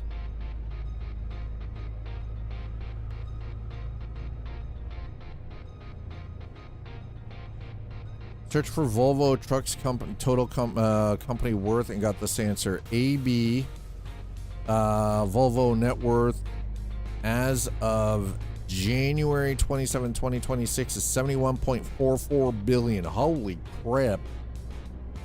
Woo. That's a lot of money.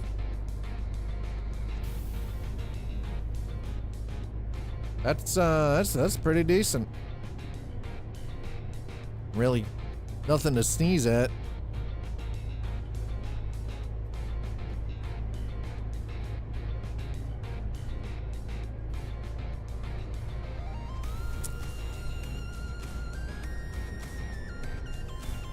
That may include the other holding.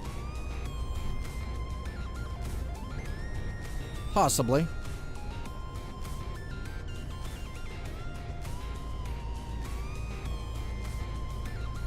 That is quite possible. That's all heavy equipment over there. I'm kind of curious, but actually, you know what? Because Volvo has a cut of Polestar as well, right? No, it's not Volvo truck. No. Okay, we're gonna go this way quickly. Trust me, I have a plan. Don't worry. A little off the beaten path. That's all right. All the stuff over there for coaches, which is nice. We're gonna come up. We're gonna turn around in the parking lot up here and just come back. AB is the Swedish exclusive or Geely subsidiary.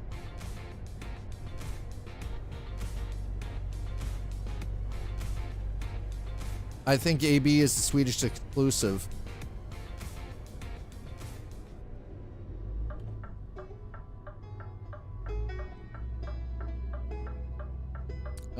It's all lumber up here. Timber.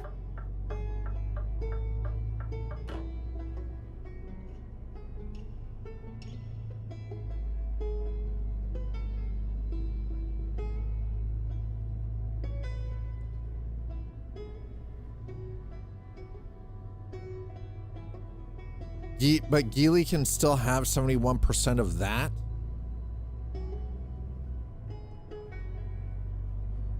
Probably mad profitable. Thing is what they probably did was they probably separated the truck division, and the civilian vehicle division were probably separate altogether, and they probably only sold off civilian vehicle, right? Yeah, exactly, right? Yeah, you carve it up. So the Swedes held on to the truck manufacturing division, right, for whatever portion of the market that's worth, and then just kept the truck manufacturing side of it for themselves, which honestly is smart.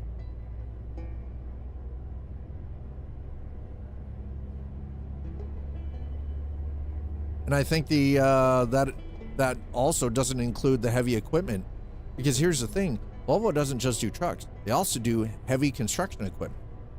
And they do some very big machines.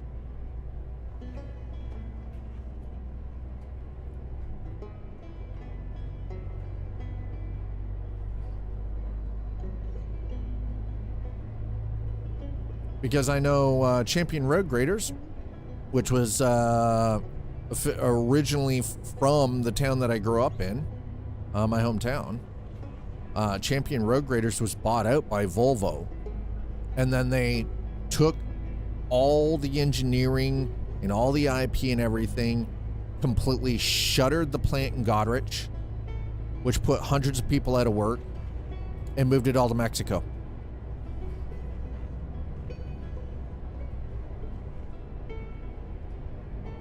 So usually, here's the thing: now when you see a Volvo road grader, it's a Champion road grader design with Volvo stamped on it. Like, you motherfuckers. That's all they did. They bought Champion road graders, which at the time they were only manufactured in Goderich. They were, they were locally produced. There were hundreds of families, like hundreds of people were employed by Champion. Volvo came in, bought them, took all the IP, shuttered the factory, shit-canned hundreds of people, and went to Mexico.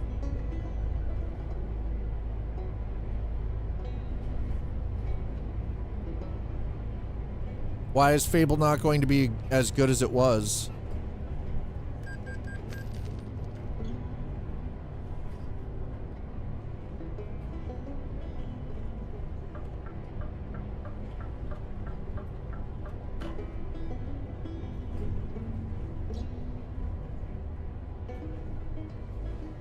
Made Sirius special and making all choices morally gray. Oh, really? So you can't play, like, you can't do a full-on evil or like full lawful good? Everything is morally. Oh, okay. Well, that kind of sucks. I mean, I'd still probably play it, but that is definitely gonna suck the fun out of it. I can't do a complete freaking evil asshole freaking playthrough then. Yes, we're doing the roundabout, chat.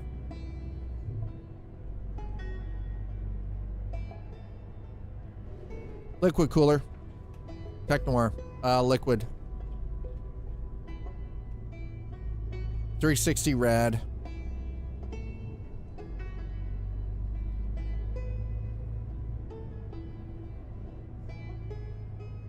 Little John has 500 kids and ignores them all. Hashtag Fable. Exactly. But apparently you can't play like that anymore.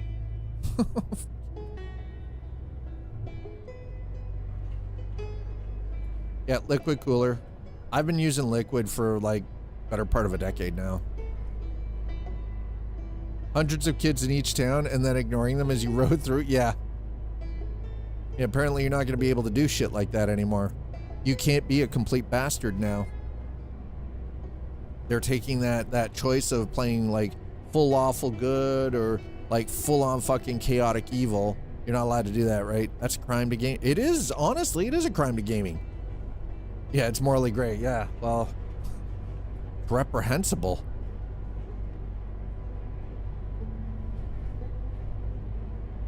We have a population issue. You're welcome.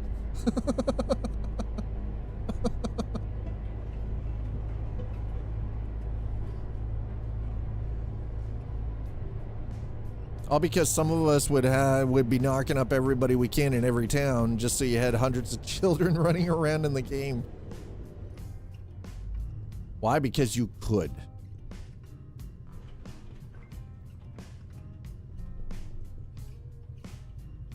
You wanted to go full on freaking dictator and murder everybody? No, some of us just want to be the milkman.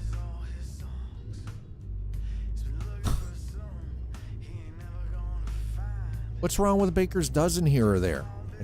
You know, like video games.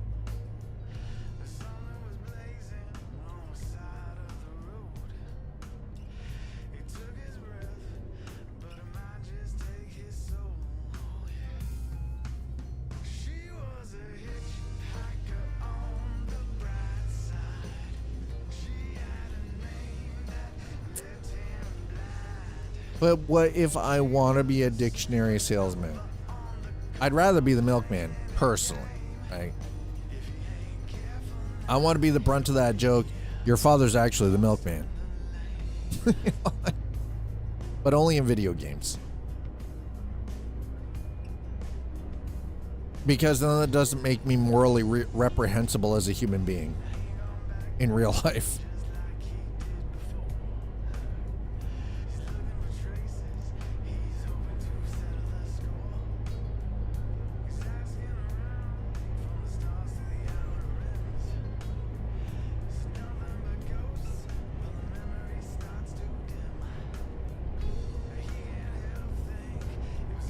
That does suck a lot of the fun out of things, though, if you can't, like, you can't go full chaos and just murder and rampage across the lands. You can't do the absolute morally reprehensible shit. It's like, well, what's the sense in even playing the game, right? You can't play it as if you're full on Palpatine, right? Can't play it as the Sith Lord Palpatine.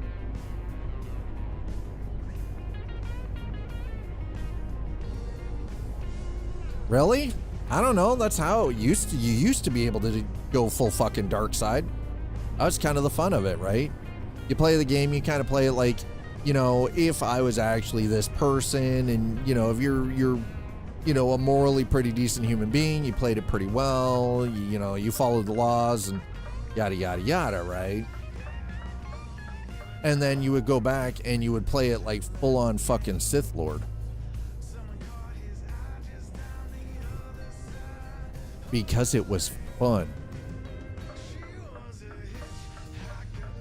To just burn and pillage your way across the lands.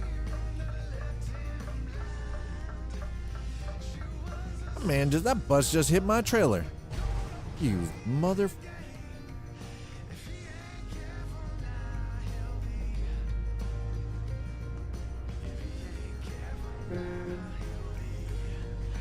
Lost in the lane. You'll be lost in the lane. Lost in the lane. All right. What do we got? What do we got? We got 2.5 hours of game time in front of us. We got 2.5 hours on the road, Jet. Got me 2.5 hours on the road, okay?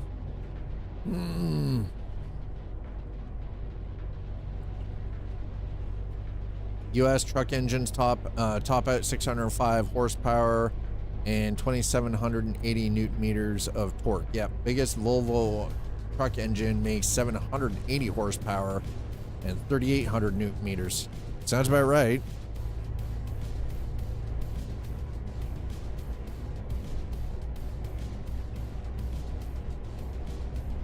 I bet you the Euro spec engine that does that at 780 horsepower does it more efficiently and quieter than the American truck engine at 605 horsepower.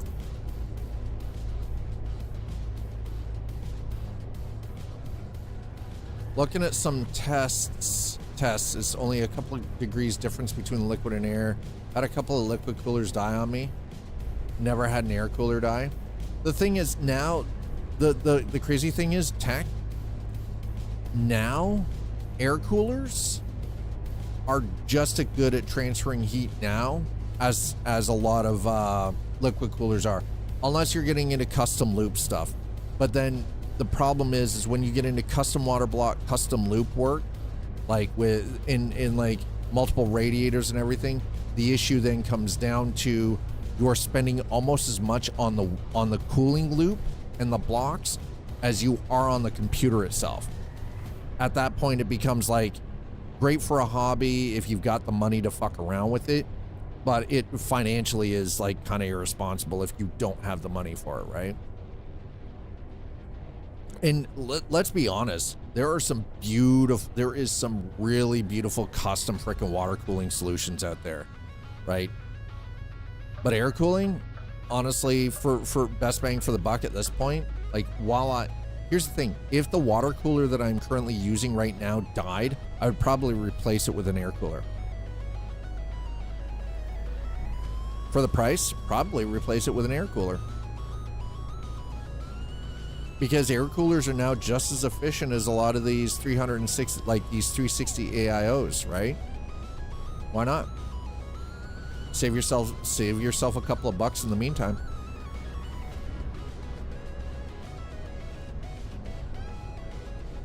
Exactly. You end up saving yourself a couple of bucks, right? And that's the thing. Just research the brand of air cooler that you're doing, and just look at the ratings for the air cooler that you're picking up. It's a good thermal paste, like a good thermal paste or a thermal grease, and you're fucking laughing. Oh, dude, the Dark Rocks are nice. Dark Rock Pro 5s are nice. Yep. Air coolers are a lot cheaper to fix. In a lot of cases now, because you can hot swap the 120 millimeter fans that a lot of these are using, and a lot of them are using 2 fans. You just hot swap the freaking 120 millimeter fans out. The cooler block still stays the same. It's just a fan you got to swap. That makes it an easy fix. Way cheaper and way easier. We're doing this for a second because I want this parking lot here. I'm gonna pull in. We're gonna turn around. Also, you know what? F it. We're gonna grab fuel too while we're here. Why not? Why not, Bobby?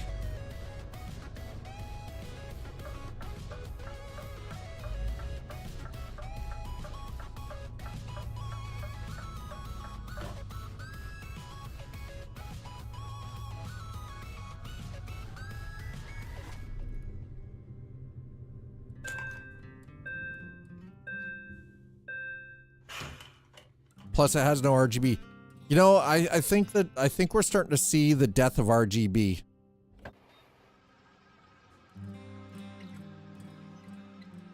RGB only creates air turbulence? Who told you that crock of crap? RGB only creates air turbulence, avoid.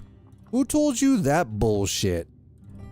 That is the biggest crock of crap I think I've seen about RGB ever. That is right up there with the whole, hey, you get 60 extra FPS for every RGB you've got.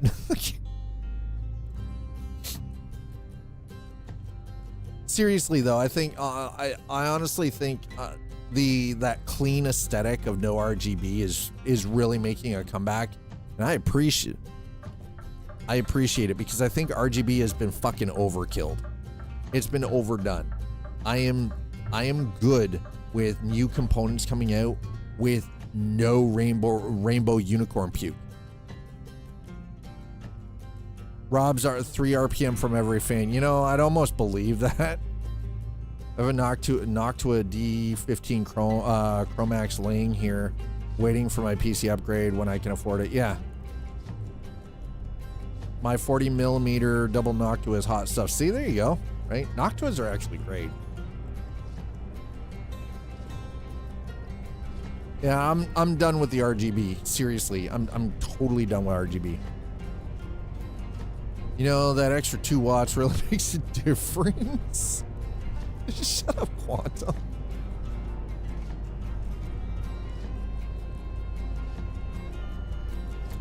You know what I would like to see?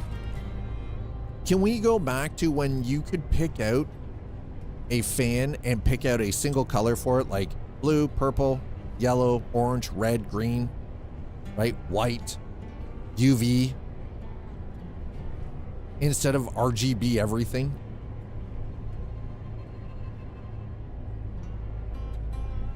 RGB was for LAN party. Nobody leaves their homes. Yeah, why have the RGB? Oh, because Instagram. Everybody got to take the pretty Instagram photos of their stuff. Try to make everybody else jealous. Cooler Master Hyper 212 won't be good for new CPU. What kind of CPU are you looking at, rookie?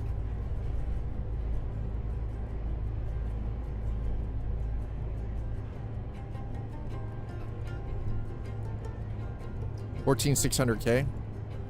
Yeah, you're gonna have thermal issues with that. Have fun. Thermal and freaking power issues. Have fun. Here's my battle station where I play Fortnite and Minecraft.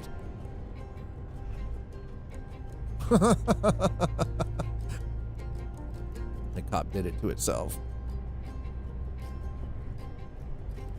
Hey, how about that Forza Horizon 6 gang?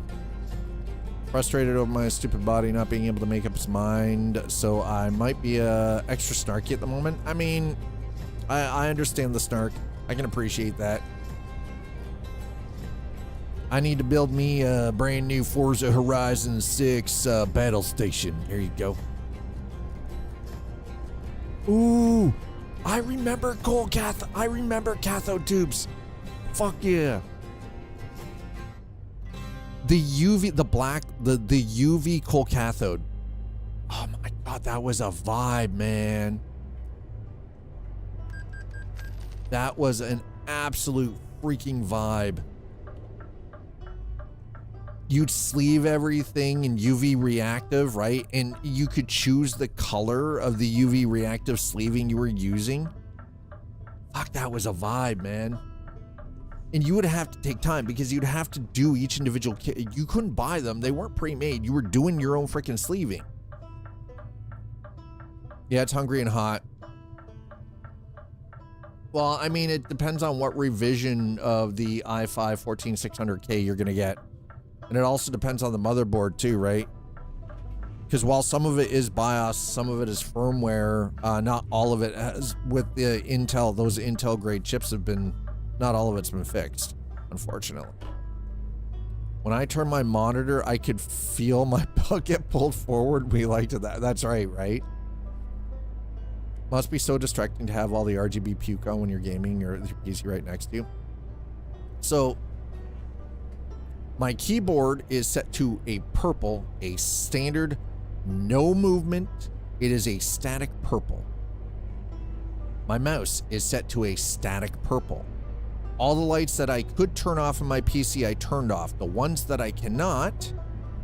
Oh, geez, really? All caps? God damn it.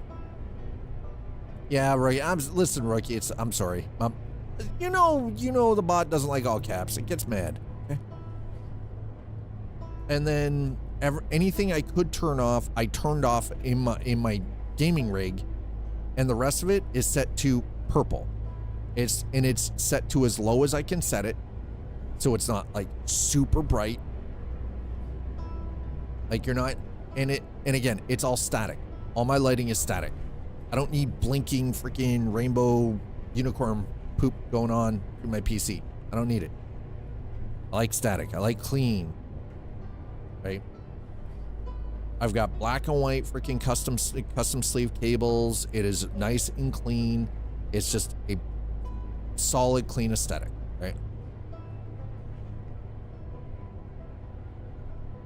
Now, mine doesn't sit next to me either. Mine actually sits underneath the desk on a stand, so it's up off the ground.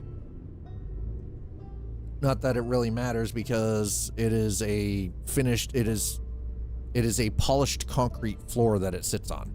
So it's not like it's huffing a bunch of stuff in from carpet, thankfully. And it's the same for the stream PC. The stream PC has no RGB in it. And the RGB, the little bit of RGB that was on the motherboard is turned off. I'm doing well, John. How are you? Good evening.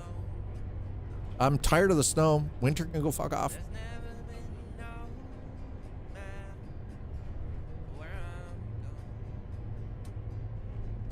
I'm tired of winter.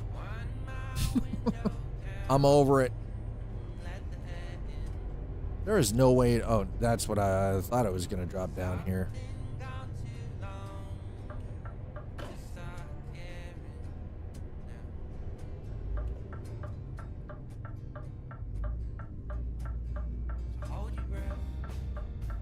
If you have glass, you can always buy some vinyl from an art store too. You can. I have glass, but I'm not gonna black out the. I like the computer case that the gaming rig is in is 90% tempered glass. Actually, 75%. Let's be realistic here. 90% is a slight exaggeration. It's also why the enclosure itself weighs 40 goddamn pounds, because it's freaking tempered glass. The Corsair Crystal 570X is a hefty freaking case. Beautiful case. But man, would not purchase again. I'll just say that.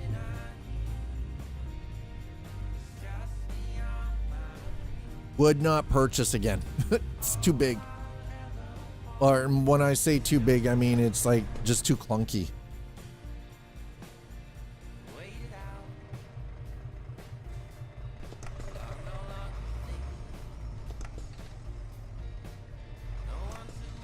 Yeah, so like the 5900X CPU that I run, it's all stock. I'm not running any overclocks or anything. I've got it running like just stock with whatever the Ryzen, what is it, PBO is. I just let it run in PBO. It's at 2666 when it should be at 3600, but it was crashing when I first set it up. It probably was because of BIOS, yeah.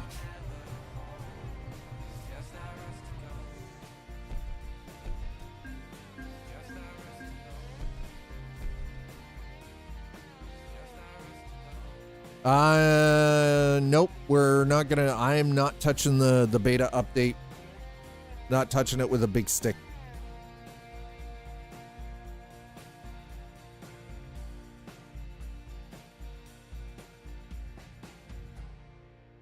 I am not touching the update until it actually comes out.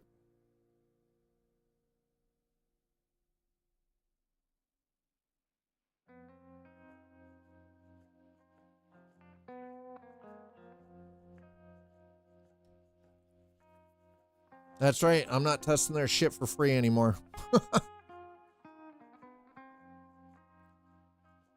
Absolutely not. Text like, I'm just lazy. I love that. I love how you put that. I'm just lazy.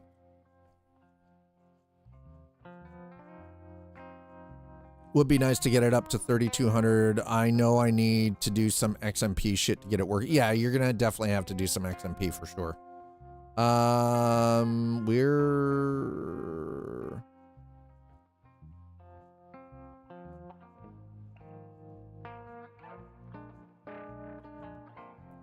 Borlange. 5070 Ti been working fantastic. I've been able to set all my games to ultra. Ooh, nice. That's really nice. Yeah. So this is where actually we're gonna go and park over here. I see that. Now that I see that, nope. Close though. Oh well. Balanga.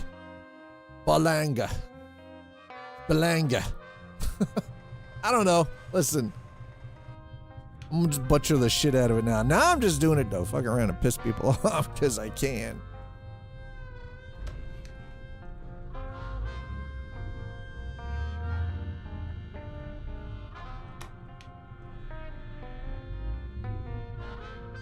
$100 more cards made it safe to consignment. Nice. Profit. Shaky ass U.S. Postal Service. Yeah, don't doubt that. I believe that it's shaky ass freaking Postal Service. Shaky or sketchy or both.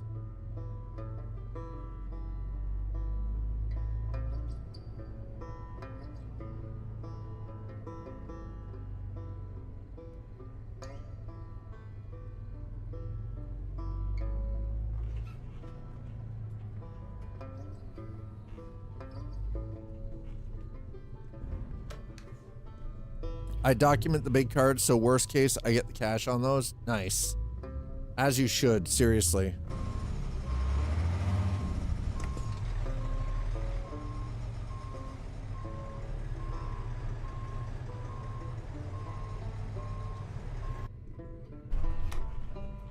Oh, easy there, Geronimo.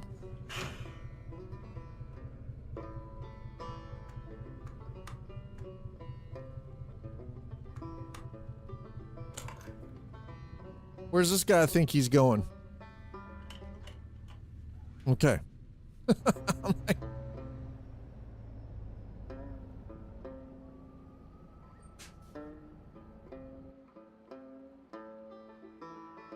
is close to the NG an angel?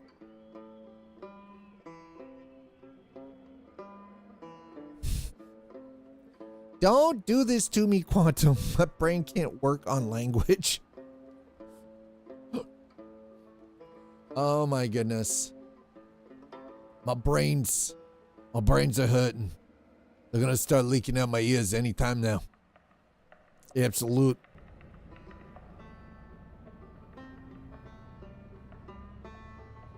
Oh my goodness. All I got is left is my bones, no brains. That's right. All I got left is my bones. Ex-wife took the planet in the damn divorce. Ex-wife took the whole damn planet in the divorce. It's like, you know, shit went sideways when, right?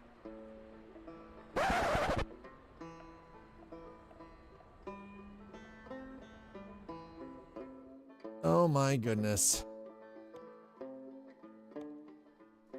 Okay, we're gonna turn that off. Start unplugging things here. Because that's what Dad does. Oh, wait. Hold on. I gotta show you guys this.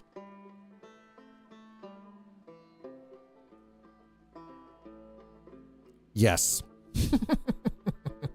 If you know, you know. If you know, you know, chat. Thank you, Slider. I appreciate that. If you know, you know.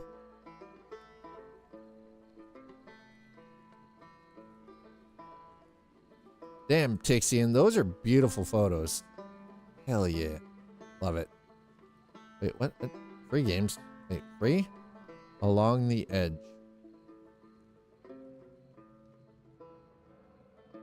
Not sure if I follow.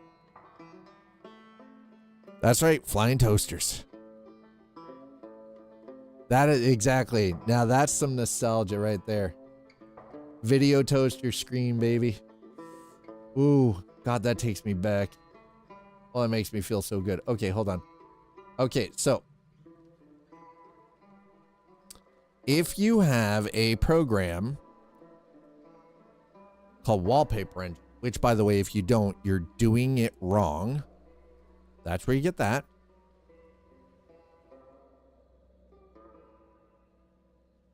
No, these ones are actually flying. They're not falling gliding down. It is super old school. If anybody remembers the video toaster from back in the day, you'll know what's what. All right, so that's one of them.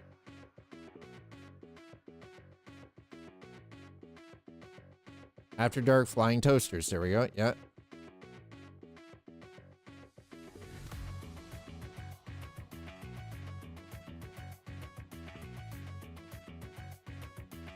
There we go. That's right. It's the After Dark flying toasters.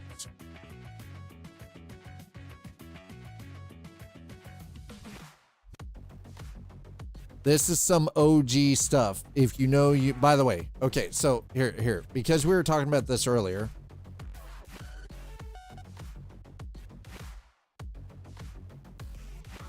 So there was the Video Toaster Amiga. This is what I remember doing. Video Toaster.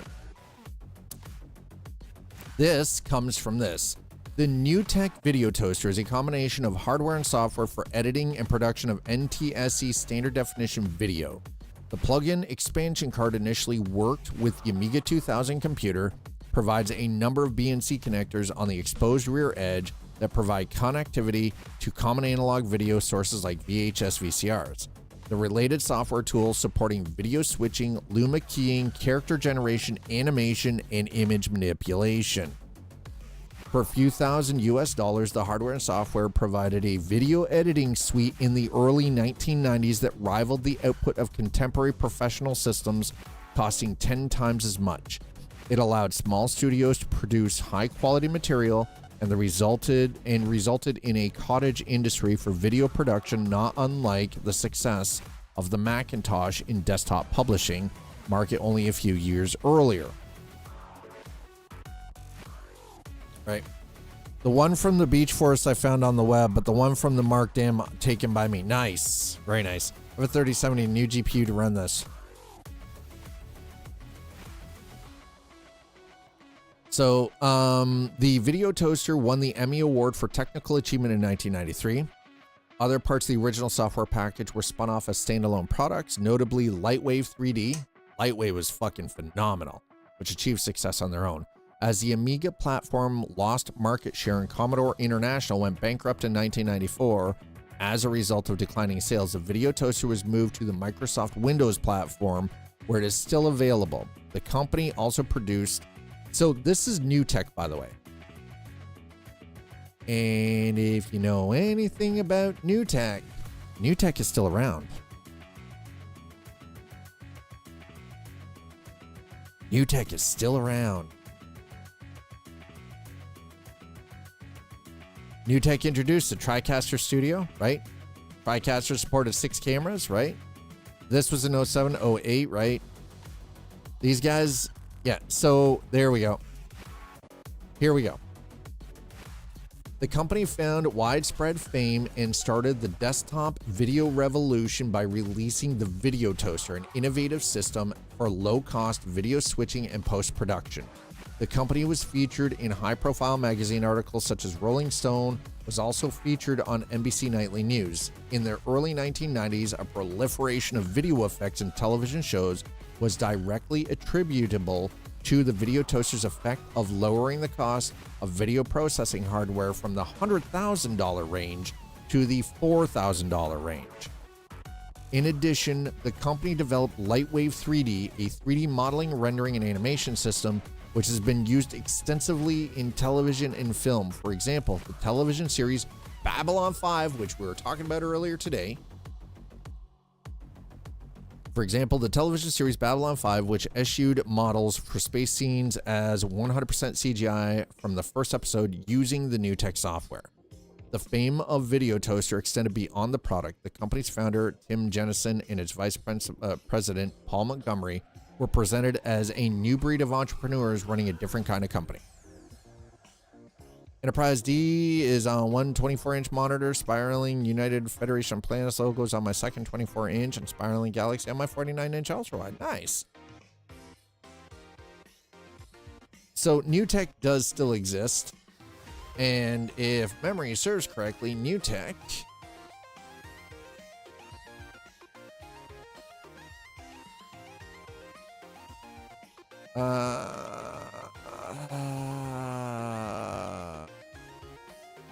nope, that is definitely not it. Oh. Vizrt have joined forces to become VizRT, forming the most comprehensive single vendor product portfolio in content creation.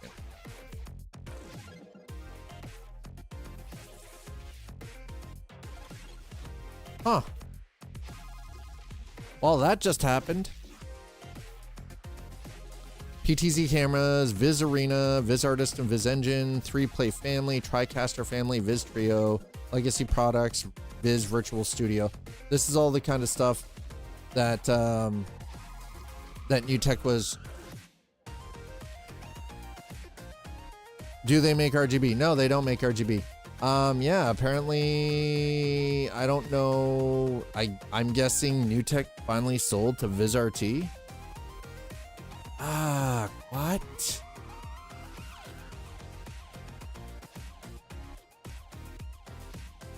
Hold on. When did this had to have just happened recently? Learn more. No. Just never mind. Just go away. Unites portfolio to strengthen customers and partners. In a volatile, changing market, VizRT unites with New Tech to bring additional offerings with a single product portfolio to customer partners and end users.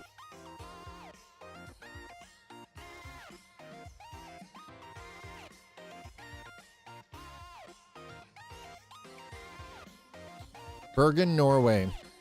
VizRT, the leader in real-time graphics and live production solutions for content creators, announces today that a move that forms the most comprehensive single vendor product portfolio in content creation. Since the acquisition, I didn't know so New Tech was actually acquired by freaking VizRT in 2019. So before Christmas, because I downloaded the newest version of my camera app that I use for transmitting the data over real time over the network from my phone camera to OBS is actually from New Tech. Yeah, it's NDI. NDI is the software. I fucking what? What about NDI and VizArt Group? Yeah. Announced earlier this year, NDI will remain a standalone. Oh, they only okay. So NDI will remain a standalone brand. That's why everything's still okay. That is why. NDI still has all the New Tech. Okay, that makes a little more sense then. Well, we learned something today. Removing the limits of video connectivity. Yep. NDI 6.3. There it is. NDI connectivity technology enables thousands of products and organizations to create better multimedia experiences more efficient setups, and unlock new AV use cases through IP. Yeah. I use NDI tools. I've been using NDI 6.3. Well, I mean, I use it for streaming, so that's crazy. But there you go. There's the video toaster stuff. That's it. They no longer exist. Rip new tech. Yeah. Oh, crap. There you go. Learn something new every day. Chat, thanks so much for hanging out with me. We're going to get out of here. I'm going to send all of you wonderful Twitch viewers over to hang out with somebody else. I don't know who yet. Just give me a second. Let me see who we got. Who do we got? Who we got? Who we got?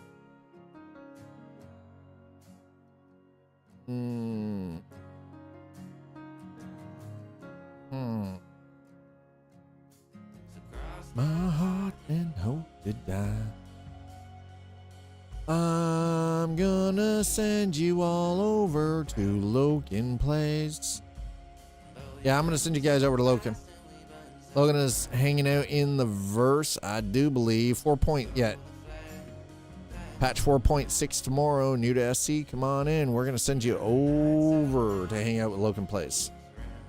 So just give me a second here. Loken is currently in the verse and Star Citizen. Loken is a friend of this community in this channel. They're I would say, probably what I would classify as top tier creator based in Star Citizen.